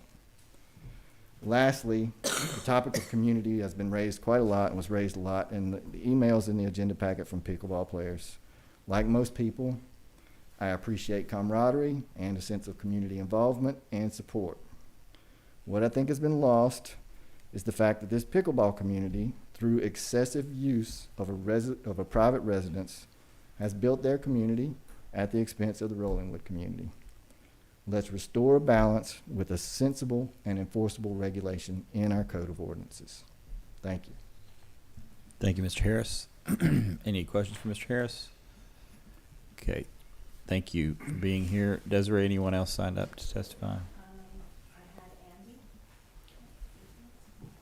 Andy, come on up. Yep. Identify yourself. Yeah. Mayor, Council, thank you. I'm Andy Holland. I'm a resident over here at 4 Randolph. Great. So I'm also a member and regular player over at Corky's. We've first moved to the neighborhood in late 2020, and I discovered Corky's while I was walking my dogs one morning. Mr. Harris, Mr. Logue, and other people have spoke. I think everybody's making fair and reasonable assertions about what's important to them and the issues here. I'm not gonna try to rehash all of that. I happen to be a ambassador for USA Pickleball, and one thing I just want the council to know is that pickleball is the fastest growing sport in the country.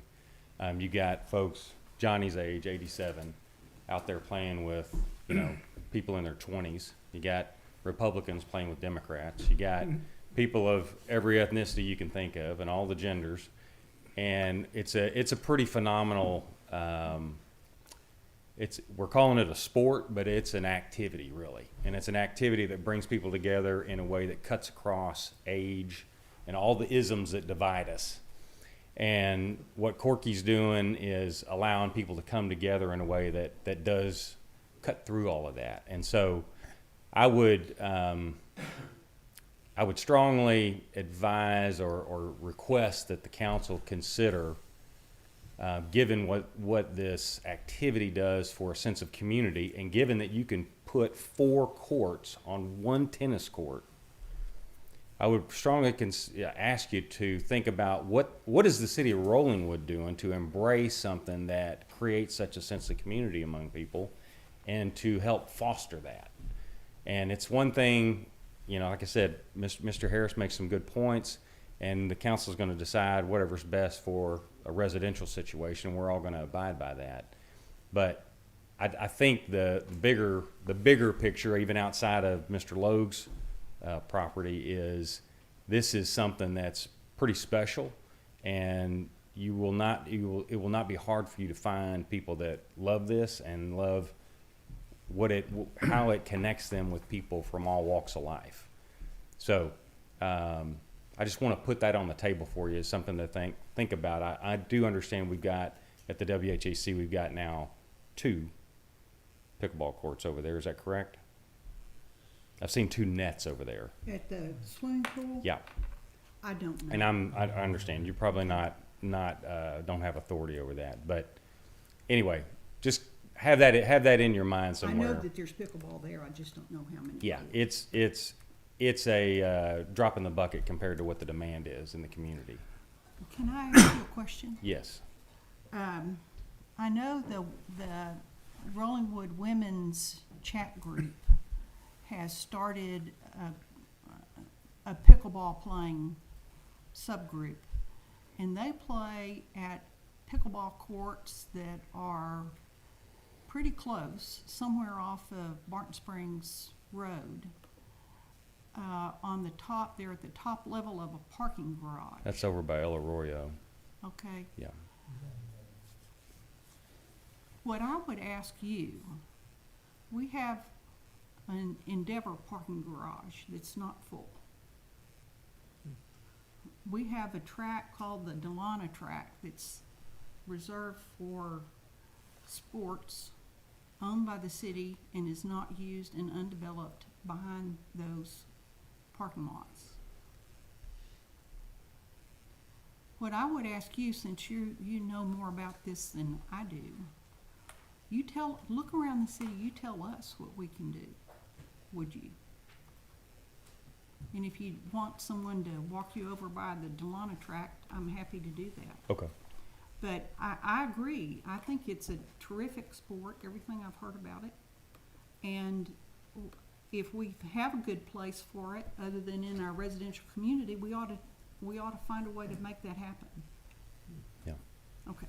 I agree. Yeah, I think I appreciate that, and I will certainly look into that with you. I do think with some of the technology that's coming around, it's going to be less of a nuisance in a residential area, but this thing's growing leaps and bounds. I mean,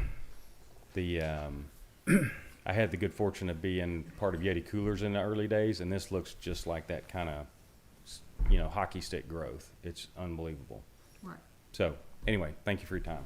Thank you. Thank you. Appreciate it. Desiree, anyone else? Brett, come on up. I'm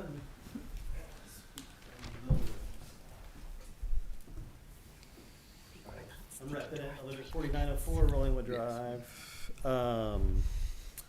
Yeah, so I get the benefit of playing occasionally over at Corky's house, and I enjoy it. It's great. The camaraderie to meet, I get to interact with a lot of different people, over a period of an hour. From what I'm hearing, I didn't come necessarily intended to speak, but listening, it sounds like there's an opportunity, for, some sort of solution to come out of this. I also heard, it sounds like a possibility that whatever sort of solution can be come to might be a really good model to start to create an ordinance around and how to codify, because I agree, ambiguity is not good. I don't like ambiguity. So, and I think I had read the notice that Corky got, and there felt like there was a lot of ambiguity in that. I don't feel like what he received is very fair for him to understand how to move forward, say tomorrow. And I don't know if that's something that can be sort of resolved here or not. But I do just want to share that as we look to codify something, I think we should be very careful not to target pickleball in the approach. And it feels like it's very targeted. Whereas, like, because then we can come up with some unintended consequences. I just say, be careful if we create new rules in the neighborhood. That's all. Thanks. Thank you, Rhett. Appreciate it. Thanks for being here. Okay, council. Desiree, anyone else? Okay, that's all of the public comment on agenda items 8 and 9. Council, I'd like to start with some low-hanging fruit here.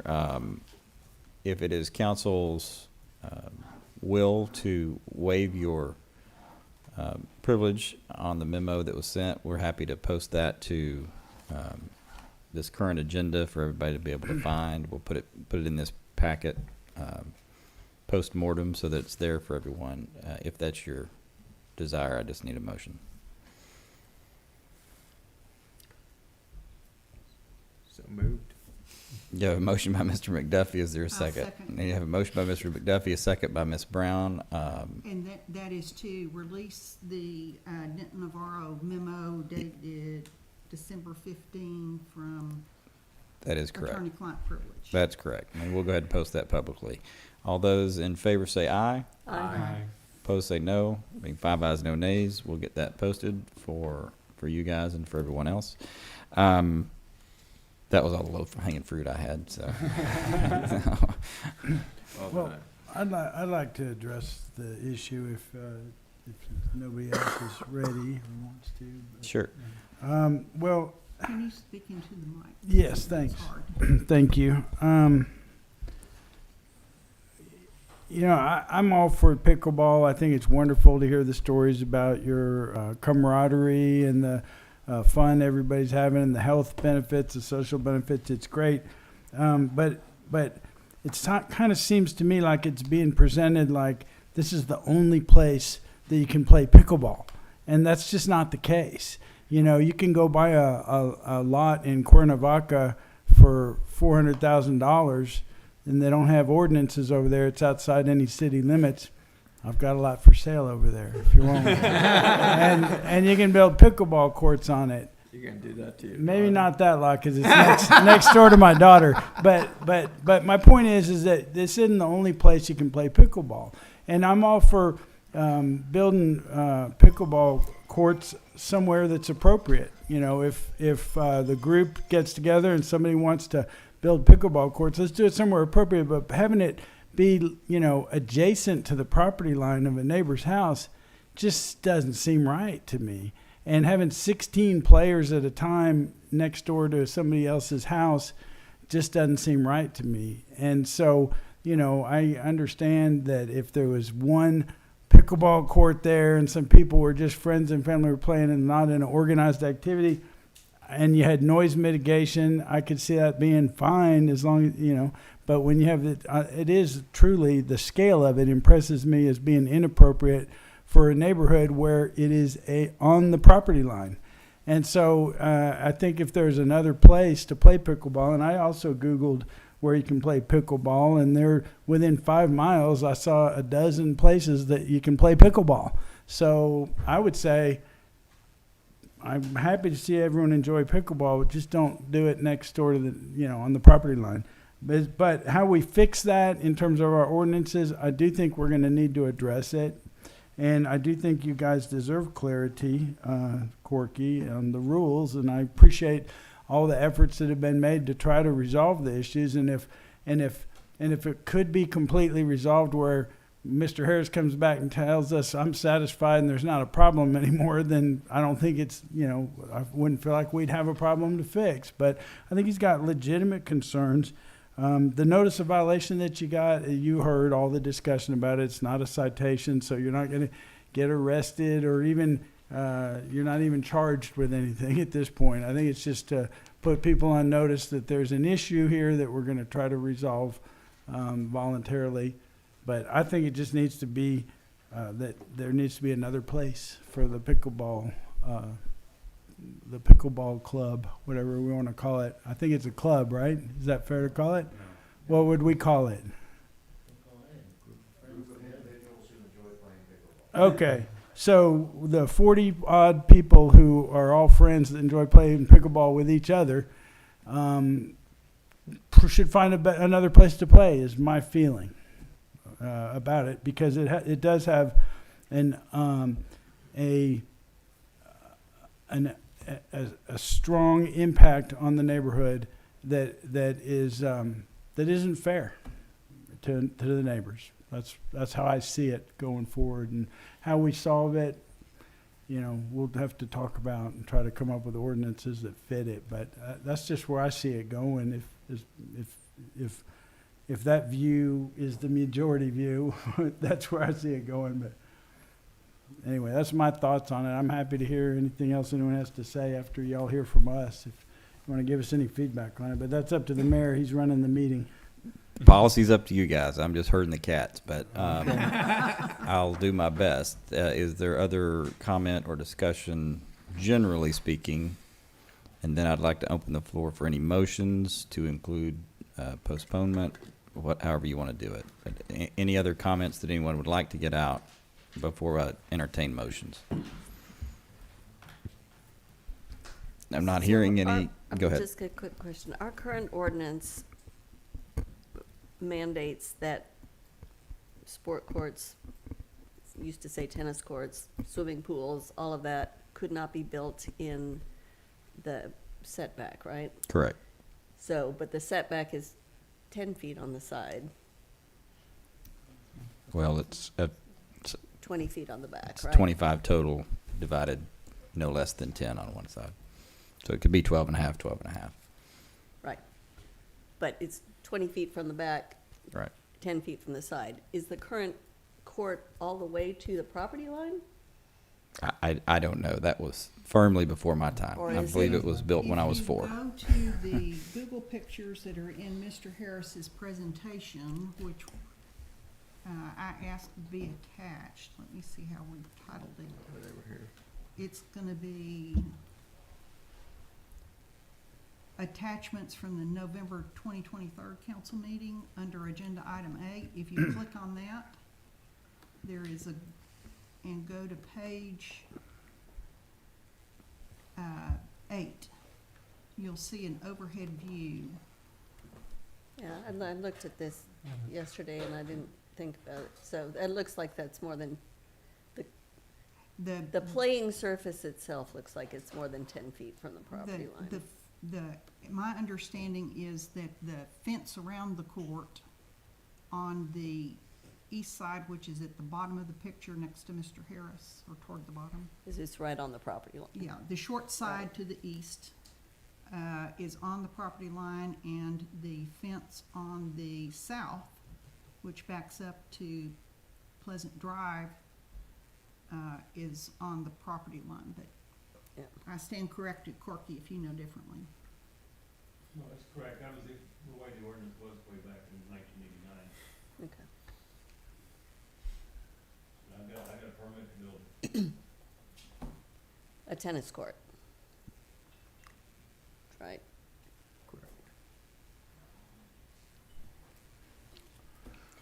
I will say that I noticed that the difference between the two pictures, the street looks horrible.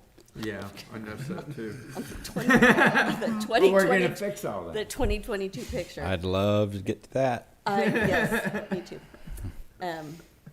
Okay, anyway, that was one thing that I was just thinking, is that we need to consider how close to the property line they are actually playing pickleball if it's not compliant with the current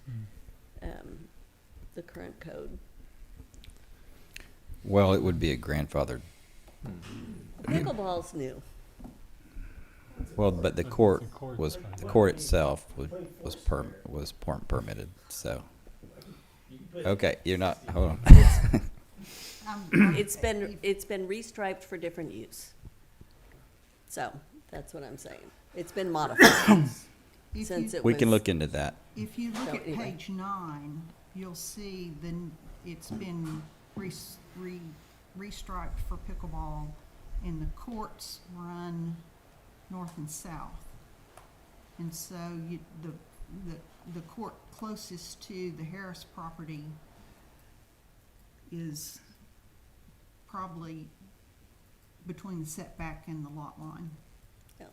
Also, That's where the previous I don't know. tennis court was, boundary. Yeah.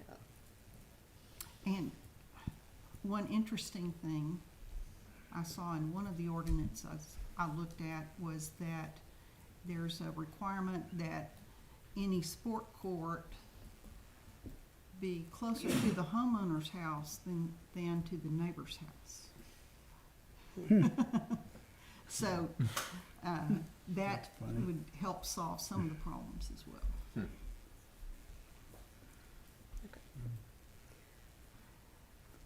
Well, I would like to make a motion to defer action on this until the January meeting. You have a motion by Ms. Hudson. Is there a second? Second. You have a motion by Ms. you have a motion by Ms. Hudson, a second by Mr. McDuffie. Further discussion? Yes, ma'am. I have discussion. I would like to specify that we defer to the next council meeting, but that we ask that an ordinance be drafted that addresses with blanks the criteria in the sheet I passed around to y'all earlier. Okay. I'm happy. Because I think Charlie has asked us to give some direction on how that ordinance be drafted. And that would, without giving actual, would give us a fill-in-the-blank draft that we could consider. Okay, one It second. doesn't say we're gonna, I'm not asking for a vote, yes or no, on these criteria, but I'm asking that, when this is brought back next meeting, we have an ordinance that would address these criteria and leaving blanks where there are blanks in the memo. Okay. 1 second. I'm gonna consult with my parliamentarians for a second. If that's an amendment.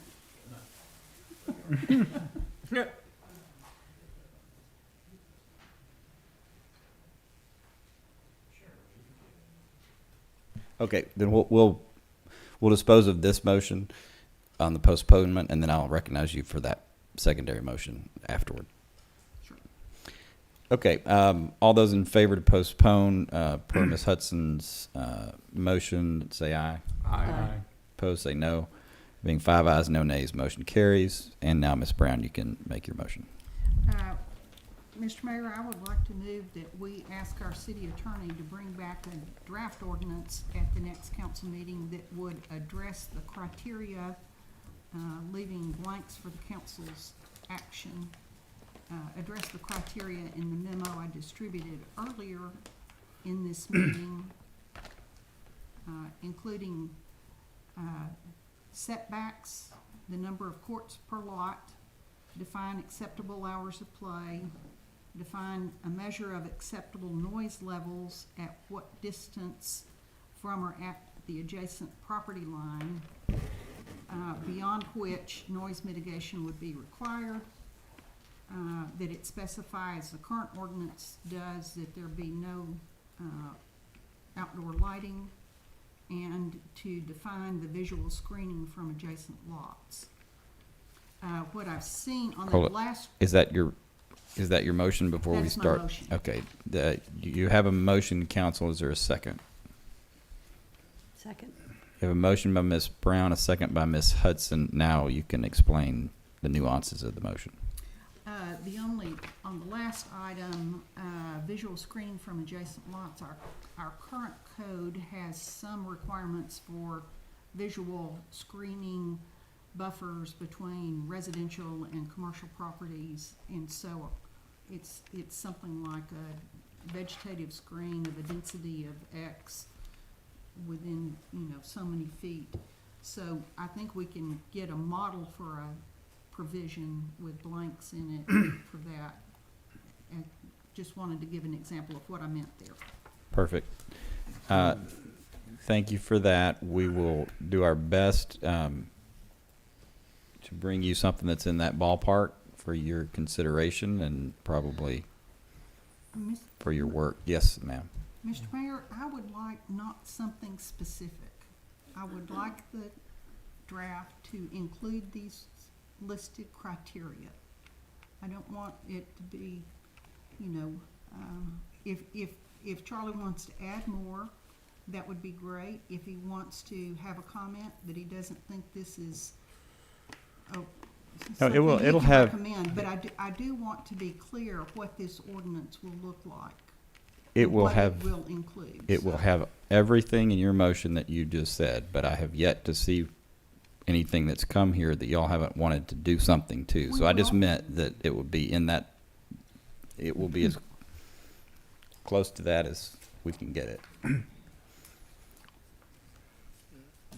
This is not an ordinance, so I don't know what the words are gonna be. We have to draft Well, it. Maybe there's some confusion there. I want it to address these topics. Yeah, and I've said 3 times that it will, but I don't know I don't know what the words will say on the 4 I'm corners of trying the to page. explain. Okay. The memo has, for example, no court within X feet from the lot line. We can fill in the blank with discussion at council next meeting. That's what what I want is a draft ordinance that has blanks in it so we can have the discussion. With the topics covered with blanks so we can have the discussion. So do you want it verbatim on what is on this sheet? No, sir? Okay, that's all I meant. That it won't be verbatim of what's on the sheet, but I it will. want these topics covered. These topics will be covered. Okay, with blanks. Absolutely. So it seems like this might be a couple of different ordinances or amendments of existing ordinances. Like, for example, our noise ordinance might be amended, and so there might be a number of ordinances, some of which may have to go to P and Z and some which do not. So I think the fact that it's going to be different ordinances will be helpful. Since we might be able to actually pass some next month. Just an observation. Okay. Sounds reasonable. Okay. All those in favor say aye. Aye. Aye. Opposed say no. No. Being 4 ayes, 1 nay, motion carries. Thank you, council. Yeah, can I? Yes, sir. Yeah, Absolutely. I was for postponing it, not for getting a fill in the blank ordinance. Fair enough. That's, Understood. And we will still move off of agenda item number 8 and agenda item 9, and we will move on to agenda item number 10. Update on the structure fire investigation fire hydrant reflector replacement, or placement, rather. This is Ms. Hudson's agenda item. Happy to let you, we have some updates for you, but happy to let you open up. Okay, I just, especially with the CRCRC going through, and with our water projects that we're got going on, to hopefully improve our water pressure and our service delivery throughout the community. I just wanted to make sure that we are informed about the issues related to, first of all, related to the cause of the fire, and also related to the response to the fire, to make sure that we are addressing all of the things that we need to make sure that we are keeping the community safe. And also, I had noticed several months ago that there were a lot of the, I don't know if everybody even notices them. There are blue reflectors in the street that mark the location of fire hydrants. I don't know if everybody is aware of that. I have noticed that there were a number of them that were not there. Like when I walk my dog, the one that's supposed to be in the middle of the street at the hydrant closest to my house was detached and had washed down the street. It was in the curb. And so I, on my walks, walked through the whole neighborhood, found that there were a lot of them that were missing. And I know that they have, I don't know if they have all been updated. Many of them have Can't anyway. wait to give you the update. Just, well, good, I'm glad. We did But that as I- an Eagle Scout project in Lubbock. We replaced all the missing blue reflectors. It's kind of a good little Eagle Scout project because it was more useful than a big old birdhouse. Thank you, that's what my son did for his Eagle Scout birthday. Okay, sorry, I didn't know. Anyway. Didn't mean any offense. Yeah. Sorry. Anyway, Whoops. I just wanted to make sure that everybody was aware what the issue was and that we knew who was responsible. I didn't know if it was a fire department issue or if it was a city issue, and just to bring up the point that if you notice a fire hydrant reflector missing, to please bring it to the attention of city staff. Yes. To make sure that those can be replaced, because that to me was one of the things that I thought was really easy for us to address, is to make sure that when the fire department has to show up, they can find the fire hydrants. So, Okay, I'll start there. So this mayor job is always a work in progress, and I'm always learning things. I had seen those blue reflectors my entire life, and I never knew what they were until the last couple of weeks. So I'm pleased to report that all of those reflectors, to our knowledge, have been replaced, and they are in place now all throughout the city. If, though, to your point, if anyone notices one that we missed, please let us know, and we will get that replaced. But yes, that has been completed. In terms of the this council approved last month an expenditure to go back to capital. What's the name of it? Capital Hydrant, to do some flow testing. We have started that process. We have done an initial kind of analysis of the system, and some of the kind of our opening investigation, we think that there may be a supply flow issue from the city of Austin side. So we're still researching that. We're in contact, and Crossroads is in contact with city of Austin to see if maybe they have something that's not fully open to be able to allow us full flow when needed. So we're still working on that. And when we get that fully investigated, then we'll kind of move back to the full flow test. But we are on it, and we are working with the fire department, with Crossroads, with our public works department, and I think making progress on that. So we will continue to give you updates as we know more, but it's definitely on the radar and not being forgotten. In terms of the actual structure fire, the investigation is complete. The public cause and stated action by the fire department is accidental in nature, involving construction prior to the fire. That is all that we know. The insurance companies will take it from there and probably haggle over liability and those sorts of issues, but it was definitely accidental in nature.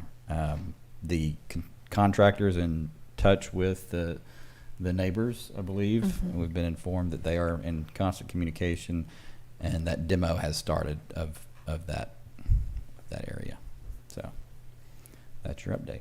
accidental as opposed to intentional, but are we going to find out what led to the accidental cause of the fire? We're going to do our best. I think everyone is in a defensive position right now on that. Sure they are. So we will try to stay abreast of it once everyone else works their issues out.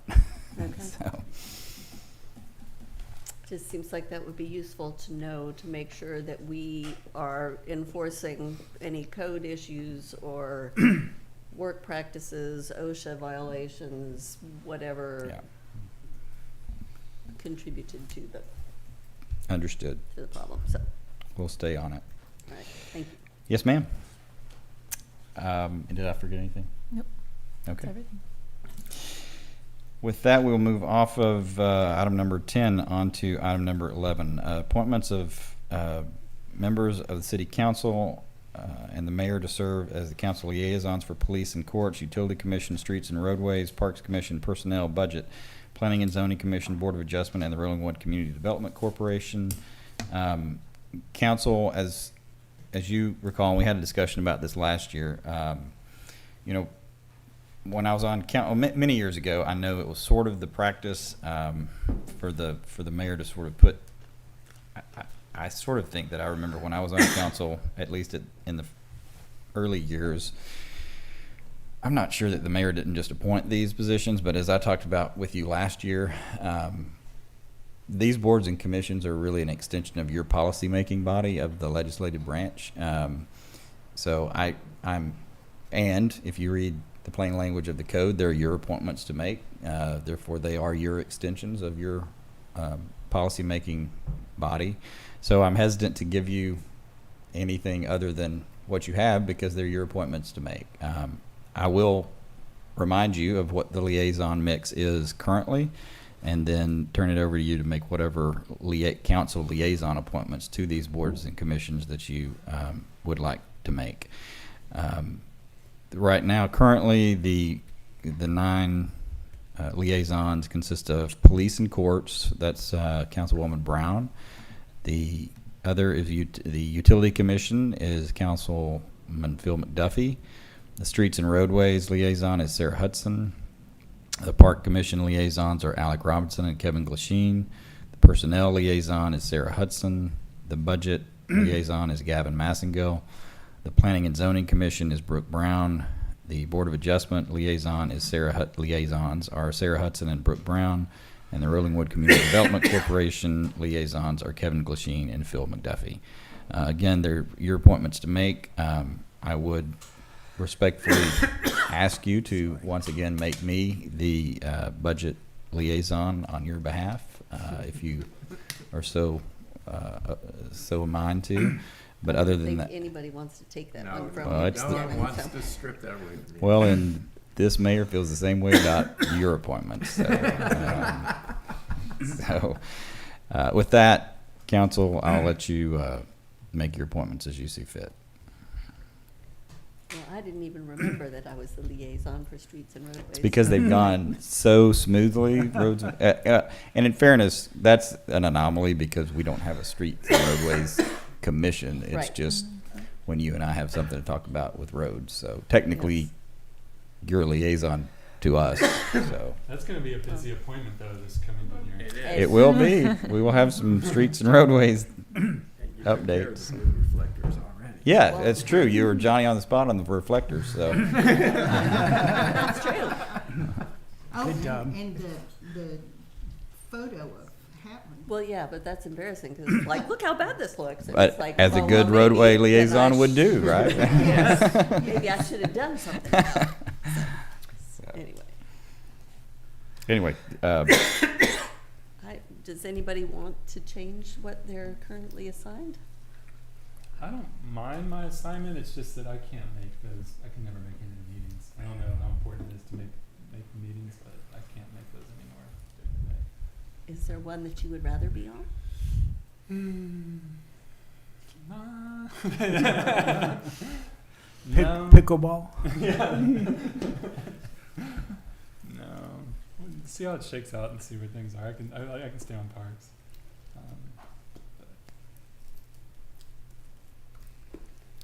Well, I'll say I like the committees I've got. I've really enjoyed working with parks lately, I'll say. I think we've made a lot of progress and gotten a lot of consensus on how parks can operate more effectively. And I think we're communicating better and setting up better communication with both administration and council. So I'm happy about that. I'm glad Don's here on parks. And RCDC I think is very interesting. I enjoy being on that. So. I'll say if nobody is particularly interested in moving, then or switching their assignments, I move we adopt the same assignments as we have currently in place. Second. She beat you to it. Okay. but that was a more efficient way to make the motion. So Good job. Very quick. okay, you have a motion by Ms. Hudson. Is there a second? Brooke already did a second. Who's that? We were Ms. fighting Brown. over it, but he gave it to me. Okay, you have a motion by Ms. Hudson, a second by Ms. Brown. I'll say this, council, just one reminder. Again, they're yours, but I would just remind you that as council, you always have the last bite of the apple. So do your best to just be eyes and ears for your colleagues and to answer questions and give guidance when asked for it, but do your best to work collaboratively and let your own commissions do their work. So, with that, any other comments? All those in favor say aye. Aye. Opposed say no. Being 5 ayes, no nays, motion carries. With that, we will move on to agenda item number 12, discussion and possible action regarding terms of service limitation extensions for board and commission members. Ms. Wayman and her staff have been working through this item, and I'll recognize Ms. Wayman. So every year we bring back the entire slate of people that need to be reappointed to boards and commissions to continue serving. But first, we handled those that have met their limitation for terms of service. We currently have a 3-term limit. Those that are needing reappointment or a term limit extension so they can be reappointed is Tony Stein for the Planning and Zoning Commission, Pat Sheehan for the Rollingwood Community Development Corporation, and Clark Wilson, Jonathan Miller, and Christopher Meekin for the Utility Commission. I'll just say from the outside looking in, all of these folks have done a good job for you and have offered good expertise and varying points of view, which I do think is important in your boards and commissions. And with that, entertain any motions you may have. And I would like to handle them. Well, I'll handle them however you want to make motions. I'm a little confused. Yeah, I am too. So, are we, go ahead. I think these are the extension ones. Okay. These are the extensions. These are These are just the This is extensions. Item 13 then? instead Item of 12. Item 12. Item 12. And I'm sorry, I also missed the first one here on the list was Board of Adjustment, so Keith Martinson. So from those lists in the next item where you have the full, half of each board and commission that's up for reappointment, these are the ones that have served too many terms per our code of ordinances and need a term limit extension in order to be reappointed. Because you actually have term limits. Right. So on the that list whole. you read is posted in item 13? It is in item 12. It is the second attachment in item 12. So did Brad O'Donnell not want to continue serving? Okay. That's correct. He did not want to continue serving.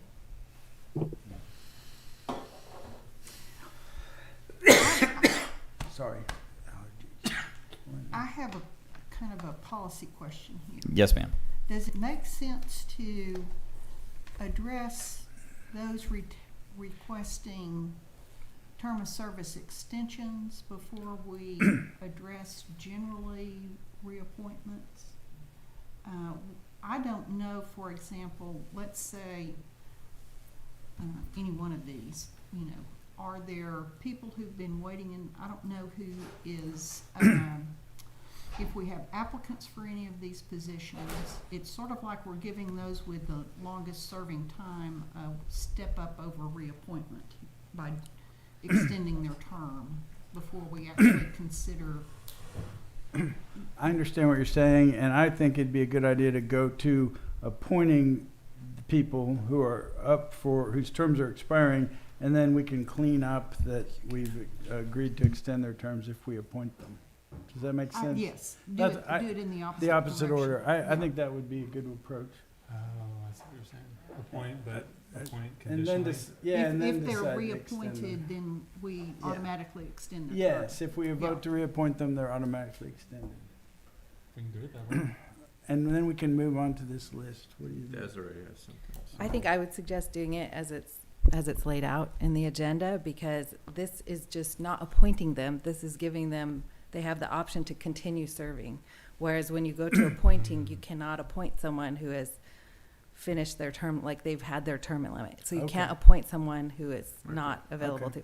But you don't have to appoint someone who has had their terms of service limit extended. Does that make sense? So It the does. extension It does. just puts them back in the pool of candidates. Yes, Correct. Yes. exactly. Okay, that's all, okay. That's some good city secretary in there. Good job. Good job, Desiree. Glad you paid attention There's somewhere. a reason why we do it this way, Yeah, is what she's right. saying. Yes. Thank Got you. it. That was much more efficient than So the they're back conversation in we the were pool having. if they're not reappointed necessarily. Correct. Okay. Right. Well, I make a motion that we just agree to extend the term, the eligibility of these people whose terms have expired that are on the agenda item list. And then we move on to actual appointments. You have a motion by Mr. Glasheen. Is there a second? Second. You have a motion by Mr. Glasheen, a second by Mr. McDuffie. Further discussion? Hearing none. All those in favor say aye. Aye. Opposed, say no. Being 5 ayes, no nays, motion carries. Moving on to agenda item number 13, discussion and possible action to reappoint board and commission members whose terms are expiring for an additional 2 years. Ms. Wayman. So this is the second attachment, I'm sorry, the third attachment shows every board and commission member who's, oh, I'm sorry, my microphone was off. Start over. I will start over. The third attachment shows every single member whose current term is ending in December of 2023 and would need to be reappointed to the board and commission in order to continue serving. We have those listed out here for reference. Every person that their term is ending has expressed the intent to continue serving or the wish to continue serving, with the exception of Board of Adjustment. Brad O'Donnell has not requested to be renewed. So every other one, if all of these were reappointed, all of those spots would stay filled and there would not be any openings with the exception of Board of Adjustment.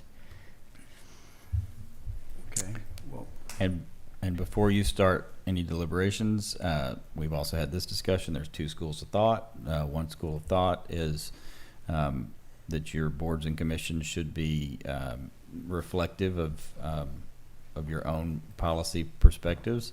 When I sat in your shoes, I favored a more first in, last out approach.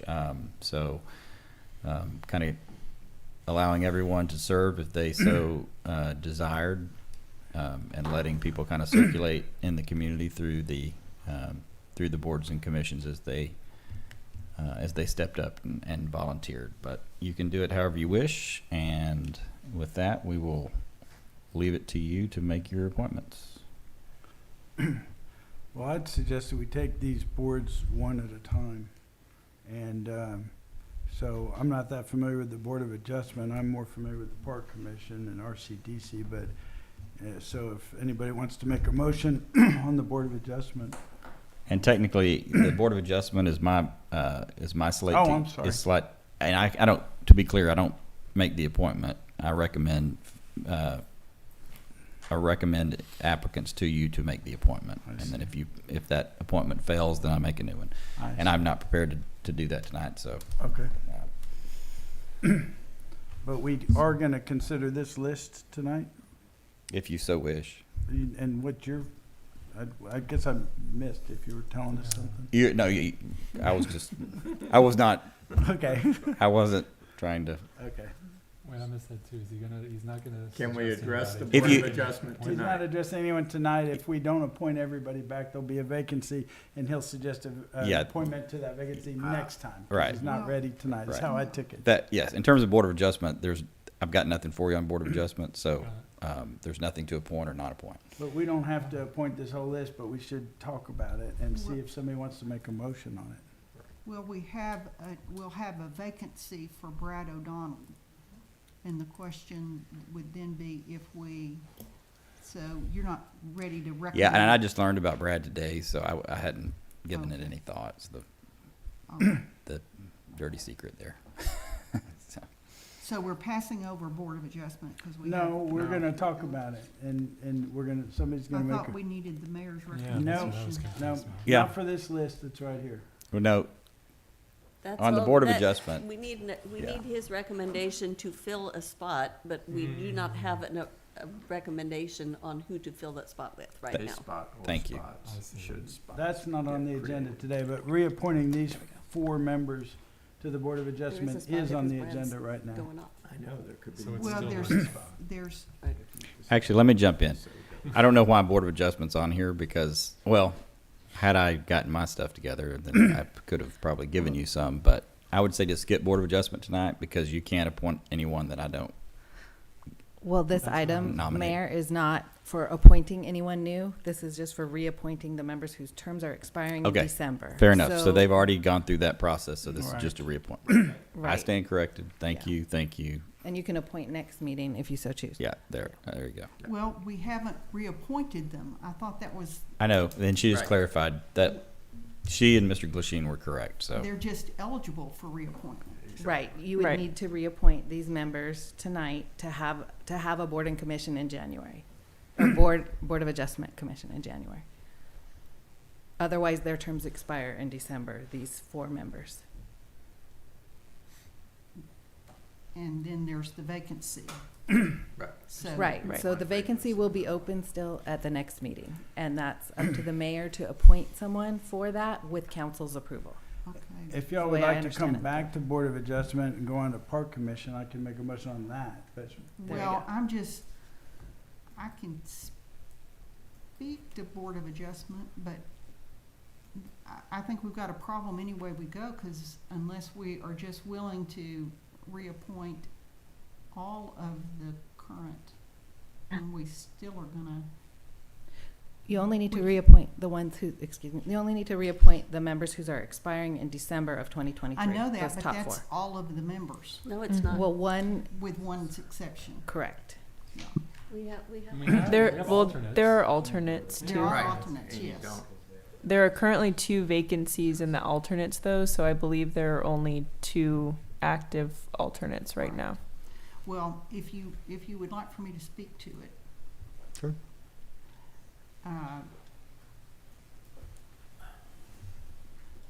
My recommendation would be that we reappoint Gerald Spidel, Keith Martinson, and Kevin Shell, and that the mayor nominate Ellen Wilson and Susan Hinton to fill the other 2 spots. We know Brad has will be resigning, or not re-upping. he's termed out. Right. And Robert Turner, last year sent us a letter of resignation that was never accepted, and has expressed extreme concern with the current rules of procedure of the Board of Adjustment and the current state law requirements for findings for the Board of Adjustment. And for that reason, I would not recommend that he be reappointed. I'll second the motion to appoint Gerald Spito, Keith Martinson, and Kevin Shell. You can consider those my nominations to you, so. I And I second guess that. that's all we can do tonight. Yeah, that's all we can do. My recommendation would be that we appoint Ellen Wilson and Susan Hinton. I think that's up to But the I know mayor to that's up to the nominate. mayor. I'm just Yeah. stating my preference. Sure. Yes. Got it. Noted. But You can we state can't- your preference, but it cannot be part of the Right. don't make it part of the motion. Right, Exactly. correct. So we got a motion, we got a second.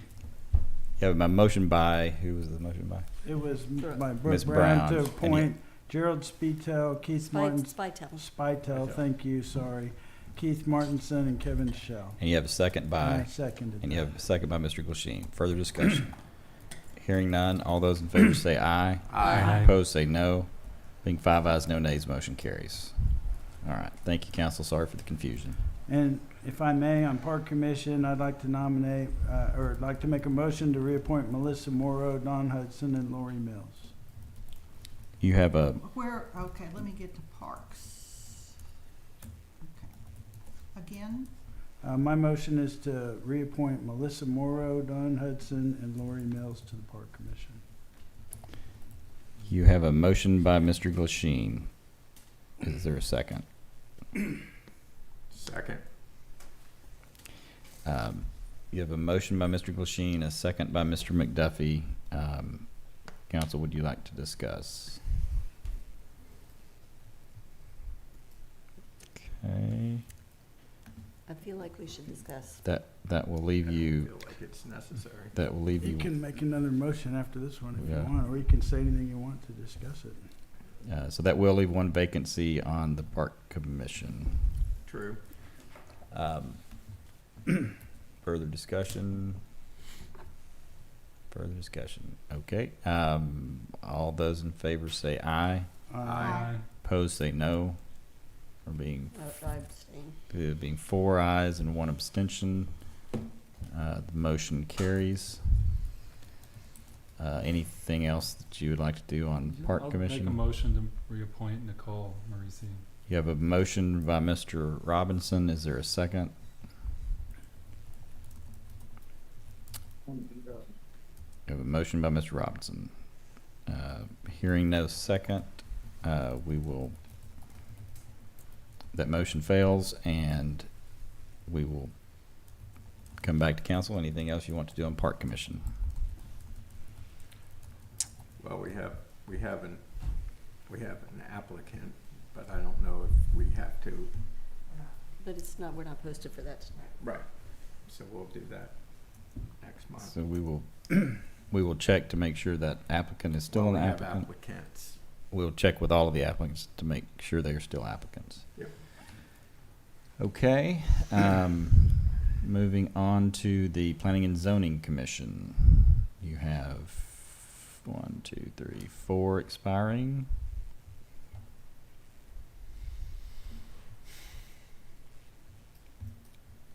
Have any motions on planning and zoning? I have a question for the council. Yes, ma'am. Planning and zoning members are considered public officials under state law and are subject to the conflict of interest requirements under state law. I've heard concern expressed that some members of planning and zoning own investment properties in the city of Rollingwood. I would like to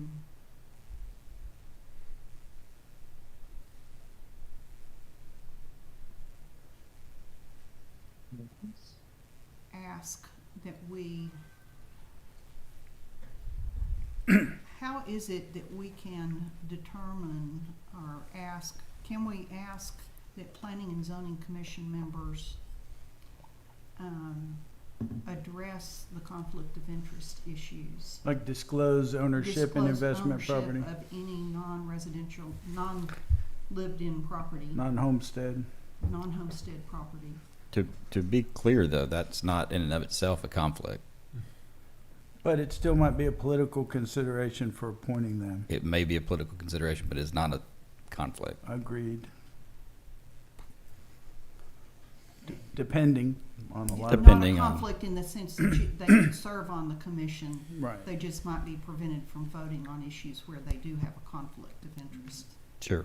That's what you mean. Yes, ma'am. But it could be a conflict of interest. It could be in some cases, but it also could be a political consideration as to, developer motivations to, develop versus preservation of residential nature of the neighborhood. Yes. And I think it's something that'd be helpful for us to know if we're gonna appoint people, whether they are developers, builders, buying up lots to tear down houses and to rebuild them. I mean, I think that's something that'd be useful to know, and I wouldn't have a problem with if you had a motion to, come up with a question of that, or even we could do it today to say that they should disclose investment property they have other than their principal residence in Rollingwood, or an interest in an entity that holds such an interest. We talked about that before, right? Because I thought I brought that up to put it on our board and commission application. I think we put it on the application. I have to confirm. Would have to look at that. Yeah, I mean, I thought we talked about that before, because to me, it's a perception issue. It is. Is that people need to understand. I mean, I think council members should disclose the same thing, right? But I think that the people in the community need to know what everybody's, Rumoring about. well, just what your primary focus is, right? And so. What I think incentives that's- you have. Right, right. Mr. Mayor, may I ask a question? Yes, ma'am. Don't we have a holdover provision so that if Yes, we ma'am. wanted to postpone appointments to, or reappointments to planning and zoning till January, those members would hold over? They would And hold. We could ask staff to ask them to identify any non-homestead property that any member might own. Yes, they would qualify as a holdover appointment. And I would also like to see attendance requirements. We have attendance requirements. We have attendance requirements, but we don't know if any of them have been, We could get an attendance report. an attendance report. Thank you. Yeah. Thank you. I think that'd be helpful. I've gotten a request from other commission members that we consider attendance when we make these reappointments. We can give you that. So I would move for Planning and Zoning Commission that we extend, that we hold this over until the January meeting, that we ask the members of the Planning and Zoning Commission to identify any non-residential, any non-homestead property they might own within City of Rolling Wood, and that we get an attendance report. You have a motion by Ms. Brown. Is there a second? I would amend that it's too early to amend? You need a second, I second. Okay. I'd suggest, we got a second. I Yeah. suggest amending it to say an interest in the property or in an entity that holds such property. 'Cause- Agreed. Okay, you have an amended motion. Is that still seconded? You have a motion amended by Ms. Brown and a second by Ms. Hudson. Further discussion? All those in favor say aye. Aye. Opposed, say no. Being 5 ayes, no nays, motion carries. Do we, just a quick question. Jeannie Nyer was appointed in October for 2 months. Mm-hmm. Right. Is there a way that we can, I mean, to me, her current term shouldn't be up until December of 2025 Mm-hmm. because she, It won't be. It won't be Well- with your appointment. Right. right. We just She was filling an unexpired right. term. When they fill Right. unexpired terms, we just have half that expire 1 year, well, 4 and 3. Sometimes it shakes out that way. We've never held that a portion of a term against them as far as their terms of service limitation, but we don't really know of a better way to. There's no way to, It would, it just looks weird. Mhm. it does look weird, but it would look weird years from now when we've got them all If they're all Random. discombobulated. Okay. Yeah. Okay. Yeah. Okay, with that, we'll move off of planning and zoning onto the RCDC. And it's, I believe you've got 1, 2, 3, 4 of those also ending. And I'll make a motion that we reappoint Emily Doran, Patrick Sheehan, and Brian Ryder. I will say that there were concerns expressed to me about David Smith not attending meetings and maybe having moved, I don't know, but I know he hadn't attended meetings. I have nothing against David Smith, he's a nice guy, I like him, but I just think attendance at these meetings is important. And if people can't attend, I just don't think we should appoint them. Does he even live here anymore? I don't know, and I know that he sold a house and he might have been renting here, but I don't wanna speculate, cause I don't know. All I know is from the RCDC meetings, he had told the president that he was no longer able to attend the daytime meetings and could if they moved it to evening meetings. And at their last meeting, they moved their regular meeting date to 5:30 p.m. on a Monday. So they have adjusted that for his schedule. Oh, okay, At well, I the- was unaware of that, and I just Mhm. got the report that he hadn't been able to attend meetings, and, so I don't, Is he still a resident? Mm-hmm. You don't necessarily have to for RCDC, right? Yes. Oh, yeah, You it's do the- have to be a resident, yes. Okay. You don't have to be a US citizen. Okay, that's- well, then, Well, actually, for RCDC, it's by statute, by the corporate documents require you be a resident, okay.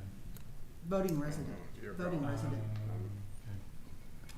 Do you want to amend that motion? yeah, I mean, I didn't know that, somehow I missed that, I heard some talk about Mhm. the moving the time, but I wasn't aware of that, so, if they're moving the meeting time to accommodate him and to be able to attend, then I don't have any problem renominating all of them to RCDC.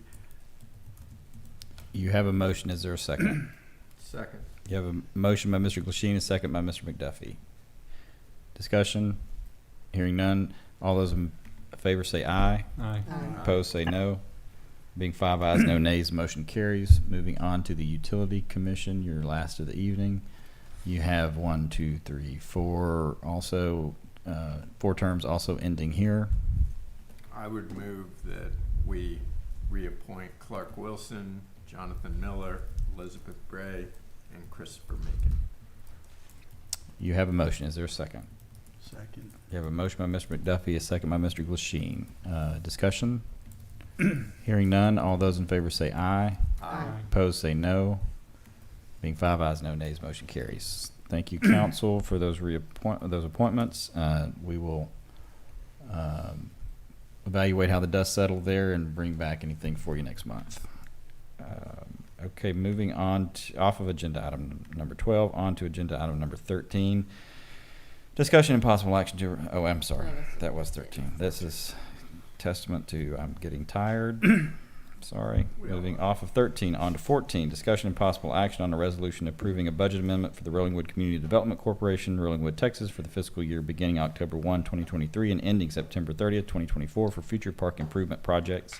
Ms. Wayman, explain this amendment, please. Sure. After quite a bit of discussion, the RCDC decided to amend their budget to include a $50,000 line item for they're setting that money aside for park projects. So, for example, in the earlier item about the retaining wall that I believe was $31,000, they made it clear that that would be part of this $50,000. So each year or every year as they adopt their budget, if they include this line item, it would go in their budget, and the city council does approve their budget, so that's why you're approving the budget amendment. But still, any project that they would do would have to come through the regular project process, which would also include approval by the city council. So this is not authorizing any specific project. This is just saying, yes, you can amend your budget to include that $50,000 line item, and then any project that they come back with that would fall into this category would still have to go to the city council for approval. You'd still have options, council. Obviously, things can change in the future. I think, as I understand this, it's somewhat of an olive branch. Not an olive branch. Maybe that's the wrong term. It's earmarked. It is an earmark, but also an acknowledgement of trying to do good things for the park. And we do have some projects coming up.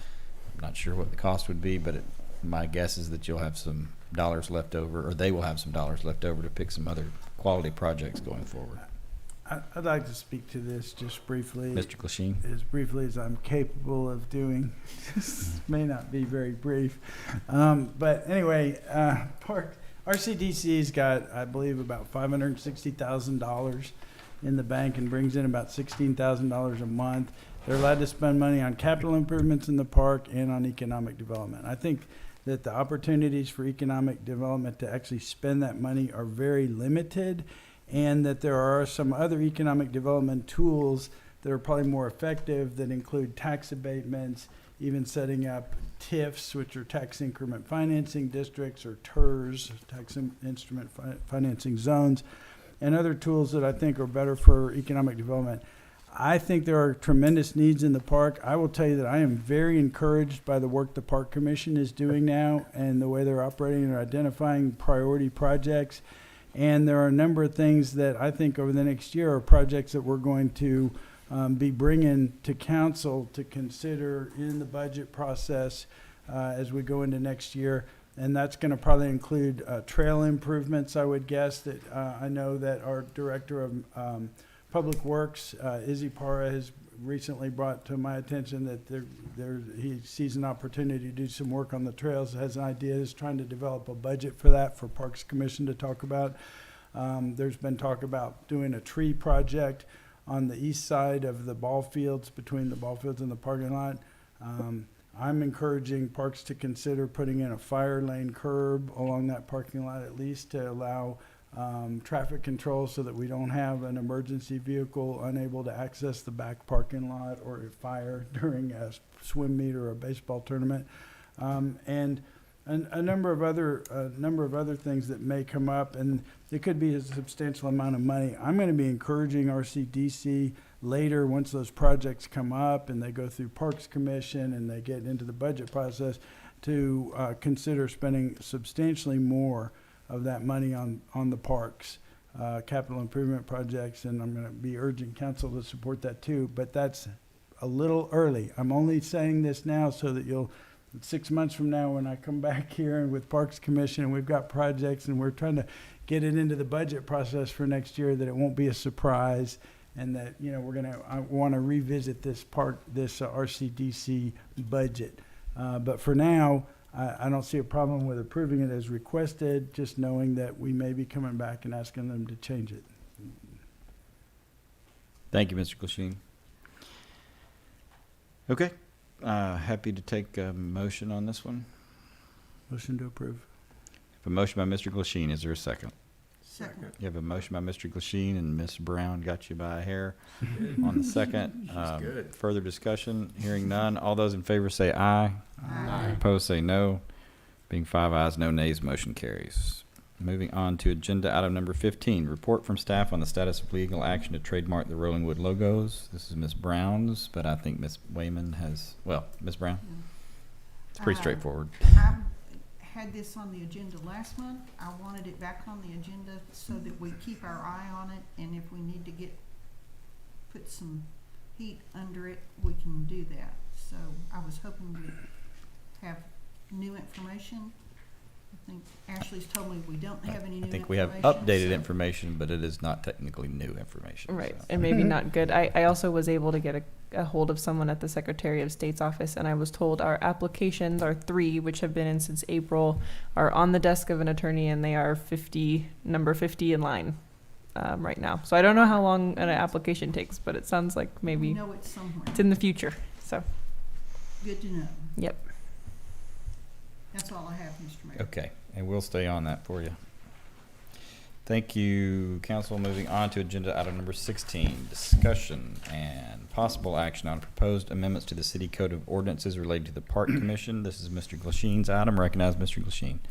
Okay, thank you. And the idea here was that the Park Commission was getting frustrated and having trouble getting their items actually executed. They would do a lot of work to come up with ideas for projects in the park and weren't getting them executed. And when we went back and looked at the ordinance that created the Parks Commission, it said there initially that their job was to implement the improvements approved in the City Parks Master Plan. And so since the master plan's somewhat out of date and doesn't have a lot of support as it's currently written, and since the park is more matured and more developed, I think our focus ought to be more on preserving and maintaining what we have, but change the definition to that their mission is to help preserve, maintain, and improve the park, as opposed to implementing the master plan. That's the first proposed change in the ordinance.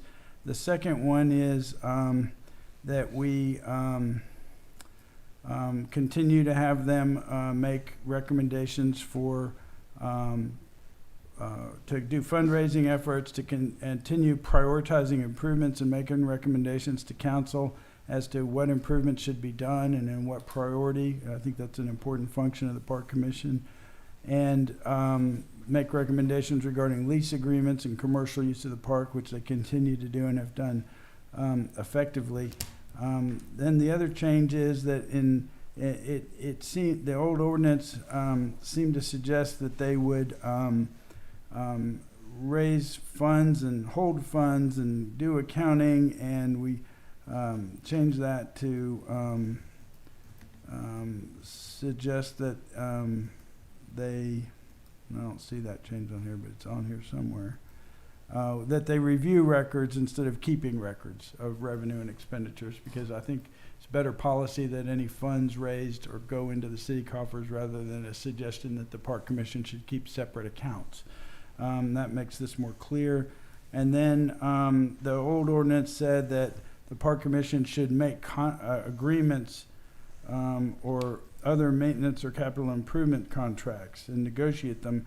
And I think it's better if the city administration actually negotiates contracts because they're in a better position to do so, especially when our public works director knows a lot of contractors, and it's better for him to negotiate the execution of whatever solution the Park Commission comes up with and recommends and prioritizes. Then that goes to council. We can put it in the budget process, and then the city administration, public works director can actually execute those things by contracting the solutions. And I think that will help.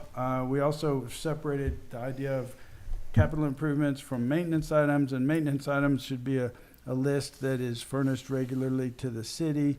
And that seems to be working well. And we developed this with talking to lots of people at our last council meeting, got some really good feedback, and thank you for Ms. Patillo for giving us the history and suggestions. I thought it was very helpful. And the Park Commission considered all of these ordinances changes verbatim and voted unanimously to support and suggest these changes. Also have worked with the city administration to develop this process and these amendments to make their process work more effectively. And I don't know if our city administrator has anything to say about that, Ms. Wayman. I'm sorry. I was just saying that. Sorry, I was distracting her. Y'all talking about football? We got busted. Yeah, that's what it was. Yes, whatever you said. Yeah. So I said that we worked with the city administration to develop these changes to try to streamline and make the whole Park Commission process more effective of getting their priorities actually executed. And can you weigh in on that? Absolutely. We are definitely in favor of these changes, and we can already tell from the last couple meetings there's a lot more understanding of the process, how things can be, reported to staff, tracked, things we can do to help facilitate them in their positions, and how they can help us as well. So we're very supportive of this, and the commission's really going in a positive direction. And much better morale, I'd say, from your public works employees too, with regard to actually working on solving some of these park issues. Sure. Which I'm real proud of the work they've done. Yeah, and just so council knows too, I'm going to tell them about beeps. Oh, okay. Tell them about it. Huh? Chief liked that one. So we've also implemented, among staff and myself, we're starting to do budget execution plans. And so after the budgeting cycle is done and you do your appropriating, then we sit back down as departments and with myself and Ms. Wayman, and we identify key budget items that you all have appropriated, and then make sure that we have kind of a go-forward plan to execute on those budget items, so that we get to the end of the year and we've actually done some of them, which is something that we've been remiss in doing many years in the past, where we get to the end of the budget year and, oh yeah, we had money for that, we didn't do anything. So we're trying to do a better job on that. So I think your process will lead into that type of budgeting, and we can do those budget execution plans as we go too, so. All right. Well, I guess I would make a motion that we adopt these proposed changes to the ordinance. And I understand that we would still have to draft an ordinance to approve next month, but to approve these changes to be drafted for approval. And yes, and we can bring that back on consent next month. You have a great point. Yep. You have a motion by Mr. Glasheen. Is there a second? Second. You have a motion by Mr. Glasheen, a second by Ms. Brown. Further discussion? I see Ms. Hudson. I have 2 comments. Sorry, that's not one of them. First one, on section 20-19, it just looks funny to me that we have number 3 that says making recommendations to the city council, and then number 4 says making recommendations to the city council regarding lease agreements and policies. It seems like we should have some more explanation under number 3, if it's supposed to be different than number 4. I think it should be, and that's a good point. I think it'd be more clear if it said making recommendations to the city council regarding maintenance and capital improvements. That's what I was thinking. That sounds better to me. That does sound better. And then on on page 3 of this document, C at the top, you said you wanted staff to do the negotiations, but this still says the commission shall conduct negotiations with the appropriate parties regarding any lease. Lease, I think they should still do leases. But what I deleted was that the commission's doing the negotiations regarding maintenance or capital improvement contracts, and that the city will do that.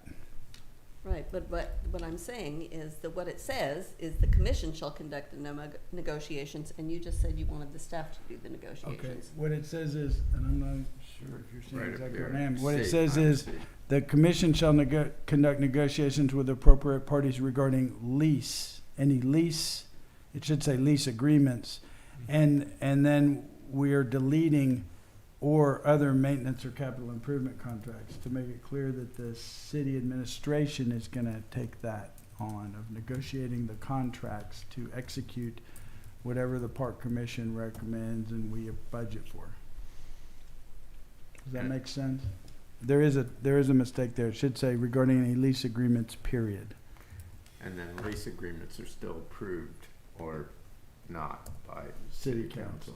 Well, but then your second sentence says all lease agreements and contracts shall be subject to approval by the city council, but you don't address who does the negotiations for the contracts. Well, we just took it out of the park commission that they're negotiating contracts, so that just, it's a, delegated power that's no longer delegated, so the administration's gonna do it.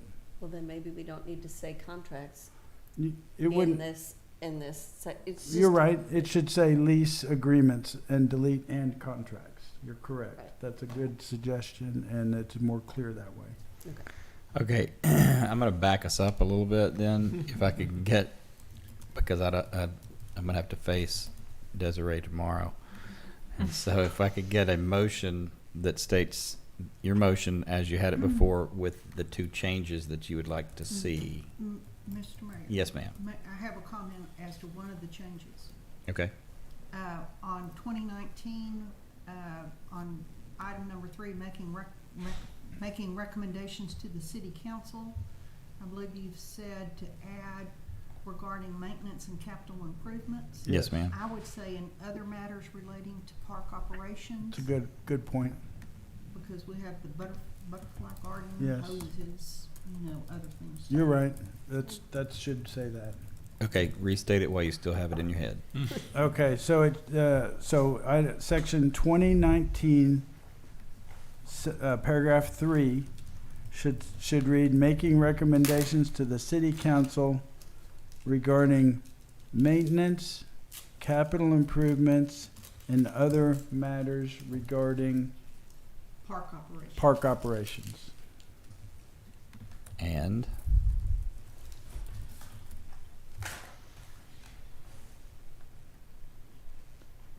And going down to section 2027, section C.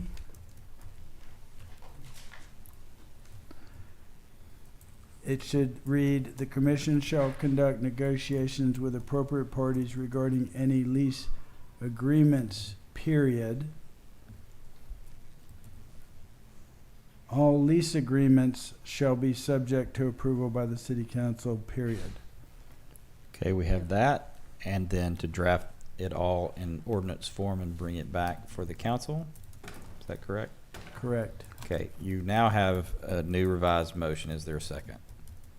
Second. You have a motion by Mr. Glasheen, a second by Ms. Brown. Further discussion? Hearing none. All those in favor say aye. Aye. Opposed say no. Being 5 ayes, no nays, motion carries. Thank you, council. Moving on to agenda item number 17, discussion and possible action on a recommendation from the Utility Commission regarding amendments to the utility bill appeals policy. This is Mr. McDuffie's agenda item. Mr. McDuffie is recognized. So you have the marked up red line amendments that we're looking at. There was a robust discussion with the Utility Commission. There's been some degree of difficulty in dealing with some of the appeals just because of the ambiguity that currently exists. So this is hopefully addressing some of that. I know we also had some discussion, and Ms. Wayman will weigh in on that, as far as whether or not the council has appetite for limiting the number of utility appeals that can be brought forward in a given period of time. That was something that a lot of other municipalities do. Currently, we don't have anybody abusing the appeals process, but it may be prudent to put something like that in, and I'll defer to Ms. Wayman to add more color to that. Thank you, Mr. McDuffie. I am in agreement with the premise, and I'll let Ms. Wayman talk more about it. Sure. So after a couple recent appeals, or appeals that came before the Utility Commission, the Commission expressed an interest in having one other area that they could possibly grant appeals. Currently, based on our city's code of ordinances, they are allowed reasonable causes for appeals include errors in meter reading, water meter inaccuracy or other malfunctions, errors in calculation of the bill, and then excessive water use due to confirmed leaks. Generally, if it's a confirmed leak, the city staff, we take care of those appeals in-house. We don't bring every single one to the Utility Commission.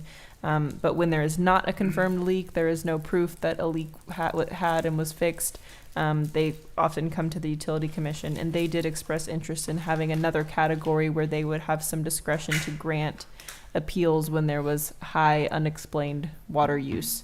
So that is the main, portion you'll see here. We call it the no confirmed leak provision. This was added in as number 5 as the additional reasonable causes for an appeal. They also came up with a calculation of that to calculate how much money they were going to be, being able to provide relief for those bills, and it's less than your average leak policy would allow, and it also has a 2-year rolling, requirement that you can't have had one of these appeals within the last 2 years. So that was something that the Commission recommended to give a little more flexibility on what they're able to grant. As far as staff recommendation on that, I think that's pretty much a policy decision on if that's something that the City Council would like to consider. In the end, it is, your water and wastewater funds, and the water is getting used, but they did specify that you would still do similar to a league adjustment where you would pay your wholesale plus 10% for those appeals. And it is more flexibility, but I would like to highlight that second part, which are the guardrails that they put in place that are, I think, somewhat precedent setting and needed. We need those guardrails because it leads to sort of an open-ended ability to give some relief that I think isn't always warranted, but it's not spelled out, so it causes problems. Mm-hmm. And then similarly, I think Councilmember McDuffie did explain this, but we had originally recommended to put a 1-year requirement. You can only have 1 leak adjustment per year. That was not recommended by the Utility Commission, so that is not in this draft, but we did leave a comment in there. That was just a staff recommendation to control for, any possible abuse. We don't generally see that right now, but we do think it would just, cause people to think, about something a little more closely and a little harder before they come request a leak, and then we go through the process of putting together the leak adjustment. Those are the main changes we've requested here. We also, before and currently, we don't have a requirement that someone pays the bill that's being contested. We did put in here that we request that they pay their previous month's bill average for that month, so we can just kind of show good faith and that they're and that's one that's important to me that I suggested too. That's very similar to the way the comptroller does it. If you have a tax protest, you don't have relief rights unless you pay that tax under protest. You have to pay under protest before you have the right to go protest it, and I think that's the appropriate way to go. And I think it would. Had we had that in place years ago, we would not, when we hired Veronica, she would not have had 6 months worth of work to chase down bills, because a lot of times it just gets in this never-ending cycle of not ever paying because, oh no, I still have a leak and we haven't figured that out yet. We can take a snapshot and work that out with you if you have a leak or anything else, but this would still require you to pay it under protest. Sounds very sensible. And not everything that's in this policy is in the city's code of ordinances, but if this is approved in whatever form this is approved, we will then go amend the sections of the code that are in here. Some of this, the calculations and all the details are not in the city's code. We just use the policy for that, but there are some things that we would have to amend the code for. So depending on how the council acts on this, we will bring back an ordinance next month. Question, how was the 40% threshold determined? Like, is that, like, how many bills would fall into that? I mean, is that a pretty, like, high number that it wouldn't catch some people, like, trying to use this just? I think originally it was really just a placeholder, and when they had originally, we discussed this and they gave us this to draft, we said we'll go back and look at the two that you heard recently and find out what they were and make sure that this, kind of fell in line. And I think those were 65% and one was like 150%. And so they had originally talked about even lowering that threshold. They didn't honestly have a lot of discussion about the 40%. It's somewhat of an arbitrary number. So room for discussion for sure. Question. This language reads, a bill that exceeds the highest volume used during the preceding 12 months by 40% with no leaks confirmed. Is it the highest monthly volume use or the sum of the 12 months? It is the highest month. Of the preceding 12 months. Of the preceding 12 months. I think we need monthly between highest and volume. Okay. That's a good at it. I would recommend insertion of. Do you need anything on that? You have what you need on that? Yes, I do. Yes. Okay. One thing that concerned me when I was reading through this is trying to do appeals for people who have that don't have a good history. Because I know that we had instances where somebody come in, I can't possibly have used that much water. There's no way I used that much water. But they haven't lived here, they don't have any history. In one case, we had somebody that had put in a new, sodded in the summertime, put in their sod on the new landscaping and filled their pool. And said, there's no way I could have used that much water. It's like, well, that's a lot of water right there. How do you know that you didn't use that much water? And so those were not leaks. That was just high water usage. But if you don't have any history and you only say it's a confirmed leak and not say, or it's also unusual usage. Mm-hmm. You also have to consider whether or not there was something else that explains why their usage was that high. Sure. And high usage in the summertime, if you are looking back at other months to try and figure out how much is reasonable, water usage is wildly different between December and August. Mm-hmm. And so I think that just needs to be considered when you're trying to figure out what is a reasonable amount of water usage, because it's it's not, in some cases, not even in the same ballpark. Sure. For normal, actual water usage. And I think that's something that they were trying to get at by saying your highest, the highest bill in the last 12 months, that kind of accounts for that summer issue where if this happens in October, you're not saying, well, my average overall is this much, or my last year's, it's saying your highest bill. So it could be going back to your, July bill that was higher. So I think they kind of tried to account for that in this. As far as, not being able to determine the usage, this would only apply, it would only adjust back to your, highest bill over the last 12 months. If you don't have 12 months history, I would assume that this doesn't apply in that case. I'm not sure that if there were any question about how this would be applied, staff would not apply this. It would go to the Utility Commission. I'm not sure, you know. If there isn't a history, to your point, I don't know how they're gonna determine anything. I mean, there's no real grounds for appeal, I would think, at that point. Doesn't mean they don't try it. No, I'm sure they would, but I mean, that's up to the Utility Commission to navigate that or try to. And as a matter of practice, staff would not be authorizing no confirmed leak appeals. The only things that staff authorizes is, confirmed leak. We have proof that it was fixed. Your consumption went back down the next month. That's the only thing that staff approves. Everything above that, any other alleged meter error, meter reading issues, any of this would go on to the Utility Commission. Well, staff can address inaccurate meter reads, right? If it actually is, if we come back and say we went back and checked and it's accurate and they're still saying there's something wrong, then we would forward it on to the commission. But if we determine that there was an inaccurate meter read, absolutely we correct that.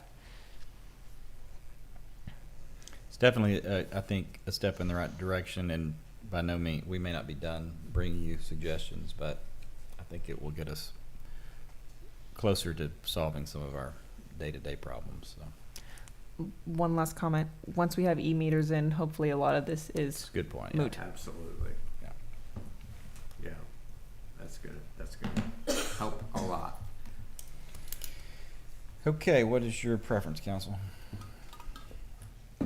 Well, I mean, I would like to hear council's opinion as to whether or not we need to limit the number of appeals that we allow someone to bring forward within a 12-month period or something like that. Do we have issues with more than one a month? We don't currently have an issue. Currently, with that. but We don't have any current abuse of that policy. Then I wouldn't, particularly because you do have constitutional rights to petition the government to redress wrongs, and that might be an unconstitutional limitation on that process. I got to cite the Constitution. If it ain't broke, don't fix it. True, At this right. point, Sounds so. good. Okay. Agreed. Right, Charlie? I mean, I'm the one who. Yeah. Sounds good. Yeah, that sounds fine.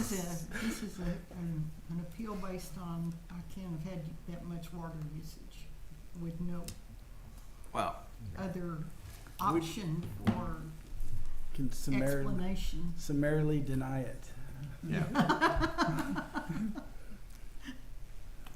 So I would move That can that happen, we too. move I forward agree. approving this with the very good modifications that were brought forward during our discussion. You have to say what they are. Which Yeah. which was to add in add in the word monthly before volume on number 5. Yes. Is the only amendment I recall. Yes. you have a motion as amended, or with the noted change by Mr. McDuffie. Is there a second? Second. You have a motion by Mr. McDuffie, a second by Ms. Hudson. Further discussion. Hearing none, all those in favor say aye. Aye. Opposed say no. Being 5 ayes, no nays, motion carries. And will you bring this back for final? We will bring back a code change to reflect these. So Yes. this is we'll bring a clean copy with that so you can see it Yeah, we'll probably put it in, in the packet. yeah, but we'll probably put it in consent agenda, but you'll Yep. see it again. Yep.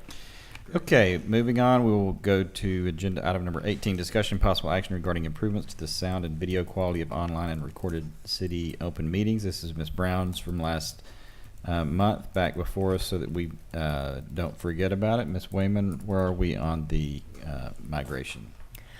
We are almost to the contract signing phase. There's a lot of planning that goes into the data migration from our current IT company to our new one.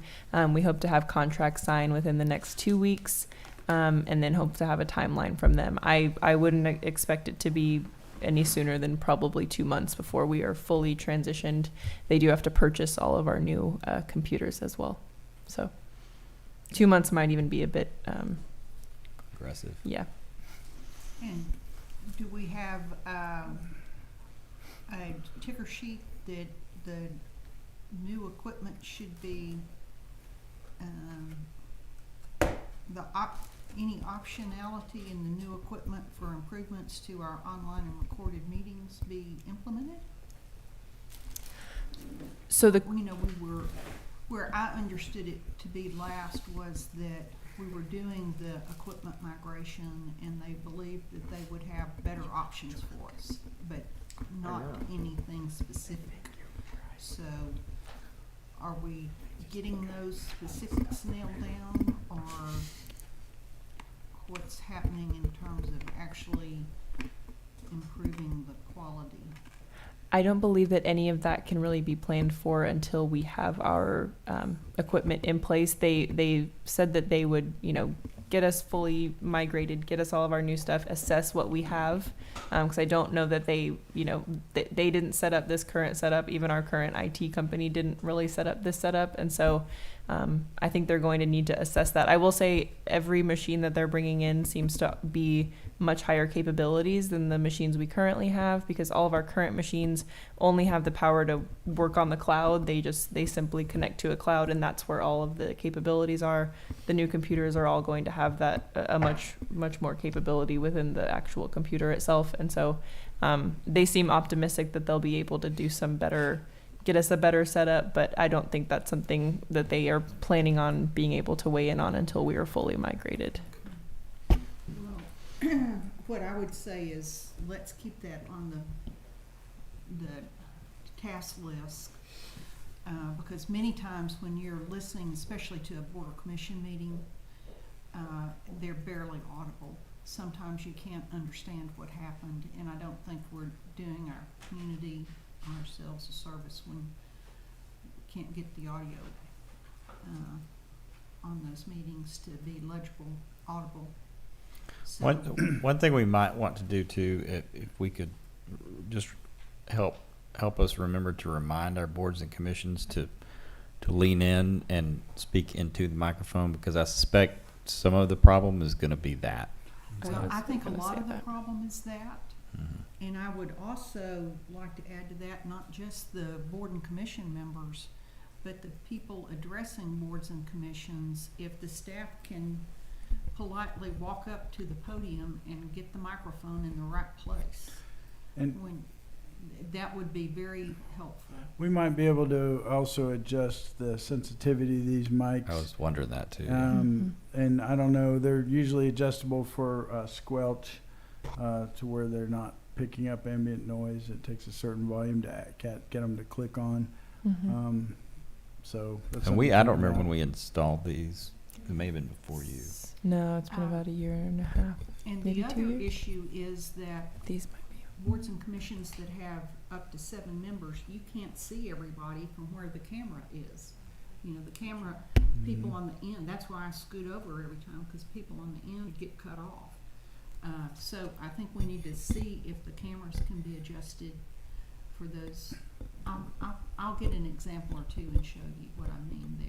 But I think the camera needs to be adjusted. I can see it. Sure. No, we definitely know that it does sometimes. I think when the power goes off, it gets all reset, and then we have to go back in and reconfigure the camera on occasion. And so sometimes we don't take care of that for the boards and commission meetings, and we'll do better. But even now, it looks like if there were a third person at that table, it might be Yes. cut off. I'm half cut off, so. And Cameras then are cheap. the last issue is that during our meetings, when something is presented on the board, only the people in this room see it. The people online don't see it. The people looking at the video later on don't see it. And so if there's some way to fix that problem, it would make for a much better meeting as well. So. Yeah, maybe there's a way to show it and switch over to that view. Share your But- screen. But I also That's think, what it comes to. if hopefully we always have the presentations also in the packet, so they can pull them up, worst case. A lot of times that We doesn't don't. happen, Yeah. especially PDFs don't seem to develop, professional PDFs don't seem to make it to the agenda. Yeah. or not PowerPoints. Right. Something we may need to look into also, I think, to meet the true requirements of having somebody remote in a meeting. It doesn't necessarily mean for the audience, but if a council member or someone is remote, there are specifications of being able to see and hear them at all times. And so I don't know if we share that same screen, if that would possibly, void those, that, or not meet that requirement. That's something we'd have to look into. Well, and I think sometimes there's a second screen. There's a screen for people participating. There's a second screen that shows whatever the presentation is, and Sure. it's seen by the camera. So, anyway, I think we need to find a way for that to happen. Sure. Thank you. Thank you, Councilwoman. Further issues? I don't know how old these mics are, but you can get new mics for about $250 a piece. Shure, SHURE, Those are good mics. B&H. It's a great retailer. We're gonna put you in charge of microphones. I bring my IT guy down here and fix it up like I'll tell you, we were on a real budget the last time we put these together, but we would be absolutely happy to look into some better equipment or recalibration or whatever is needed. I know these get kind of kicked under the table and cords get loose, and there's probably a better setup for sure. my IT guy would look at it for you. Sold. Bring them on. Yeah. Any action for 18? Hearing none, moving on to agenda item number 19. Report from staff on the status of the Google Fiber install in coordination with the Waterline project. I know we have an update on this because I just had a meeting about it yesterday. We have a meeting set with Google Fiber the second week of January 8th, I believe. We needed our full construction schedule before we could actually give that to Google Fiber and coordinate with them, and we hope to have that by end of this week or right after Christmas if possible. And we talked about it at length with AO Services and let them know that we were having that meeting. K-Freeze is involved on both sides of that, so we're coordinating. Good. Great. Thank you. Moving off agenda item number 19 on to agenda item number 20, report from staff regarding the input from Innovative Water Solutions regarding mitigation of runoff from Upper Park areas and related proposals. This is Ms. Brown's. We have been bird dogging this for a while. I think you got re-involved in it as late as today even. But Ms. Wayman, do you want to give us an update? We do not have input from Innovative Water Solutions at this time. They have told us they're working on a proposal, but we have not received that to date. And I really like that guy, and I really like Innovative Water Solutions, and I think that they will give us a really good proposal, so I don't want to give up on him yet. And I appreciate you reaching out to them again today, and so let's give him a little bit more time because I do think he had some good ideas. I think he's been busy, and I think it's probably testament to that he does seem to know what he's talking about, but so anyway, that's where we are. I made a call to him since he 2 days ago. I guess I made a call to him on Monday and said we were really looking forward to a proposal and was he going to be able to get us one, and he said, yes, I'll get it to you tomorrow. But we still don't have it. So the other item in connection with this is that in October, we asked for, this was Sarah's item, we asked for a drainage proposal from our city engineer, or a proposal for a drainage study from our city engineer. Do you recall that? Asked the engineering firm to give us a proposal for a drainage study of the upper and lower park and proposed scope and proposed cost. So and their recommendations on scope. So have we gotten that? We've asked them for kind of a two-part thing.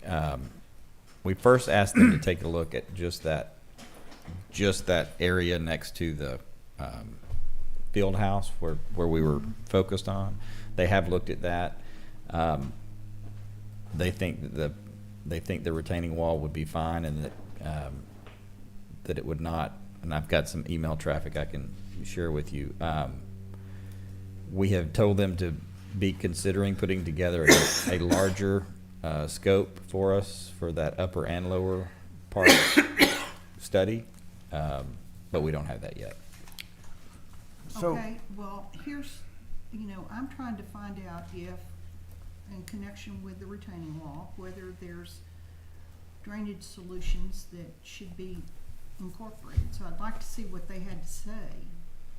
And that's the same thing we've asked Innovative Water Solutions about. And Go ahead. what I would like to do is that if that can be a component of the wall project, I think it's part of a wall project, but Kevin's gonna come back with his wall proposal, and I think we need to include any drainage that is recommended for that in Well- that project. well, So my- that's my understanding why of- that's why I want to get this information. My We understanding. can take up the question of whether to do it or not once we have the information, but we can't. Otherwise, I feel concerned that we're not addressing all aspects of that project. So, first of all, my perspective Well, on hold that. on. Go ahead. I've been deferring to your contractor, Innovative Solutions, because I do think that they've got good ideas and a good engineer on point. Well, at the end of that meeting, Mr. Mayor, you asked for him to give you his input. I did. And And we've yes or asked him no? 3 other times, and Okay, we still can't get it. And I haven't had any follow-up from that until recently to know what was going on. And we also have Ms. Hudson's motion that was adopted by the council to get our engineering firm to give us the. Here is what the engineering firm, our engine, And you just said you've talked with them about the field house issue, but you haven't given that input to me. I'm about to give it to you. Well. And this is from Jeff Elfers, the K-Freeze engineer who's doing one of our other major projects. Jeff, what is his name? Elfers, Elfers. And his email reads, I don't foresee this project creating drainage impacts or requiring a detailed engineering plan set. The contractor would need to place an under drain behind the wall so that water doesn't concentrate or become trapped. Based on contour data, the drainage area flowing toward the proposed wall is not significant, and the reduced slope along the field house should slow down fast-moving water that is a concern. Let me know if you have any additional questions. The what behind the field house? The drainage area flowing toward the proposed wall is not significant, and the reduced slope along the field house should slow down fast-moving water if this is a concern. So basically, our engineering firm said, yeah, no, this is going to be fine. So can we go ahead and approve that retaining wall now? It's not on the agenda. No. Next, let's put it on the agenda next month. Yeah, Can we? that's fine. Thank you. So do we cancel the consultation with Innovative Water Solutions? No, I was trying to defer. I was not sharing that information, trying to defer to Innovative Water Solutions because they're going to give you a bigger, more detailed plan like I think that you would prefer as opposed to nothing to see I think here. that was her point, was that if we put this on the agenda to vote on next month, we still haven't gotten the information from them. Which is why And we- we've lost our opportunity. If we need to include drainage features, we've lost our opportunity to include it in a capital project. So may I speak to this issue, please? That's why I would like to get the information. May I I'm speak trying to this? get your information, May but I speak can't go over to the- Innovative Water Solutions and draft the May I plan. speak to the issue, please? Yes, sir. So my understanding was, I will tell you, my perspective on this hasn't changed from day one, which is that a retaining wall is a simple, obvious solution to dirt washing out below the field house and with a French drain behind it. That's what we came up with. It's a simple, obvious solution. It doesn't take an engineer to say that that's a good idea because it's really simple and obvious.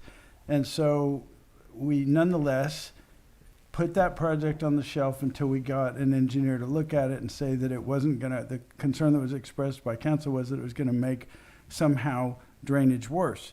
So we had an engineer looked at it and he says, no, it's not gonna make drainage worse. It's a simple, obvious solution that doesn't require detailed engineering studies or plans. And then, now there's a talk about, well, we want to study other drainage issues in the park and maybe add them onto this. We wanted to maybe add on rainwater tanks to the project. Well, my understanding is that the guys from the rainwater company came out and said, we don't really need rainwater tanks because that building doesn't shed off enough surface area of water to collect rainwater that would make a significant impact on drainage. That's my understanding of the verbal report on site. Was that correct? That's correct. Okay. So then the rainwater tanks now are moot. So now the issue is, well, we can't build the retaining wall because we want to study other potential drainage problems in the park and might want to add them to this project. And again, it's a way of just, in my perspective, of obstructing, delaying, and stopping a simple, obvious solution from going forward by overcomplicating it, overstudying it, trying to expand it beyond a simple scope. When the Park Commission's already approved it, RCDC's already approved it, the funding for it, I don't understand why this council can't just approve it after we've already had engineers shoot down the 2 objections to the project.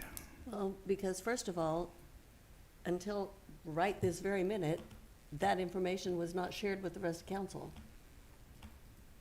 Okay.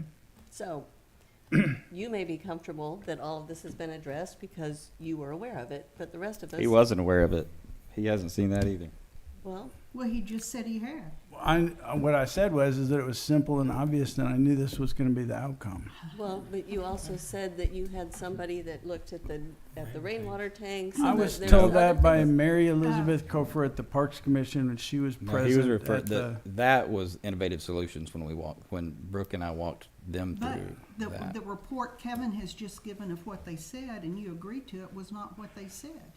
He did say to us that the the tanks would not be necessary. But he also said Right. you had a recommendation to change the outflow from the retaining wall. I did. That wasn't the question Mr. Glasheen asked me.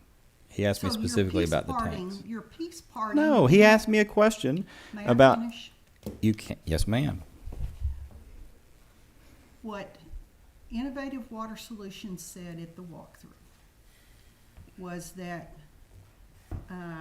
a French drain would probably take care of the water coming off the roof of the field house. The mayor recommended that the drain from the retaining wall, instead of shooting down beside the south side of the steps, as in the Glasheen proposal, would instead go at an angle back behind the pavilion where there are large stone rocks and a additional drainage containment could be built there. So it's not that the retaining wall doesn't need any attention given to where the water from the French drain goes. Because the discussion there was, if we did it this way and put additional catchment behind the stones at the bottom of at the lower part, would that help? Yes, it would, was his report. So that too will cost money. If we have that included in the retaining wall design, it'll be a part of a capital improvement project. So And Go ahead. the last thing I'd like to say is, I would hope that among us, while we have policy differences, that we decline to attribute motive to a fellow council member. I am not trying to obstruct this project. I am not trying to delay a solution to the retaining wall. I am trying to address the drainage from the retaining wall. I attended a meeting with Innovative Water Solutions that the mayor also attended. The mayor added to that project, we talked about several other things. I've had no report until last week when I asked Ashley what has happened on that. And I've had no report that K-Freeze has given us a response or that they were even asked to do a response on the retaining wall. And I have had no report on the motion that the council passed requesting that the engineering firm give us a proposal for a drainage study. We're now 60 days beyond that motion having been made and passed by unanimous vote. So I'm just trying to get attention to the drainage issues that are coming at the farm. I'm not trying to obstruct the retaining wall.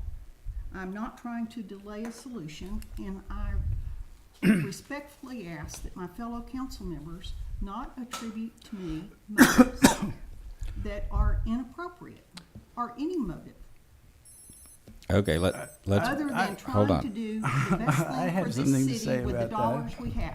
Thank you. Okay. Let's back up, members. And I'll apologize for my tone. I'm tired and it's late. But let's back up and just recap where we are. So we did have a good meeting with Innovative Water Solutions. I do think that they are probably the right folks for the job. And I am anxious to see what their solutions are. We have stayed on them. Ashley has stayed on them multiple times to try to get a proposal or plan to us. They've told us multiple times that they would, and as early as recently as today, they told Miss, or yesterday, they told Miss Brown the same thing. So I'm hoping that comes through. I did ask Kay Freeze, and honestly, I had not read the email. I had to go find it this afternoon when I was digging through things. And so I don't want to rely on what Kay Freeze said. I do want to see what Innovative Solutions comes with, because I do think it'll be innovative. And I do think we'll get there on this project, Mr. Glasheen, I do. So we will stay on it. We will hopefully have something, especially since he told you that he would get us something today. And I asked this afternoon and we still didn't have it. But we will stay on them. And if we have to go a different route, we can. I can go back to Kay Freeze and tell them, kind of rehash the conversation that we had with Innovative Solutions and ask them to look at it in more detail. And in addition to that, I will, and have already mentioned, the larger drainage study scope to try to get from them. In fairness to them, the two main engineers that they would have look at something like that and give us a scope and think through that are our two engineers who have been fully busy. In fact, they were with us just this week on the Herbert Hatley project and the Pleasant Nixon project. So they have, I can confirm that their bandwidth has been full, but hopefully that will free up. So I'm sorry. I think we are making progress. I don't think anybody's forgotten about it. Thank you for bringing it. Thank you for your issues, Mr. Glasheen, and let's agree to try to end this meeting, but also Thank you for your filibuster while we all took a breath. to everybody take a breath.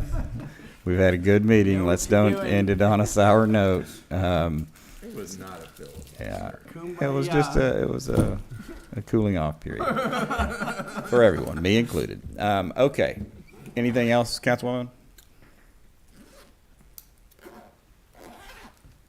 Well, I'll save it for another day, but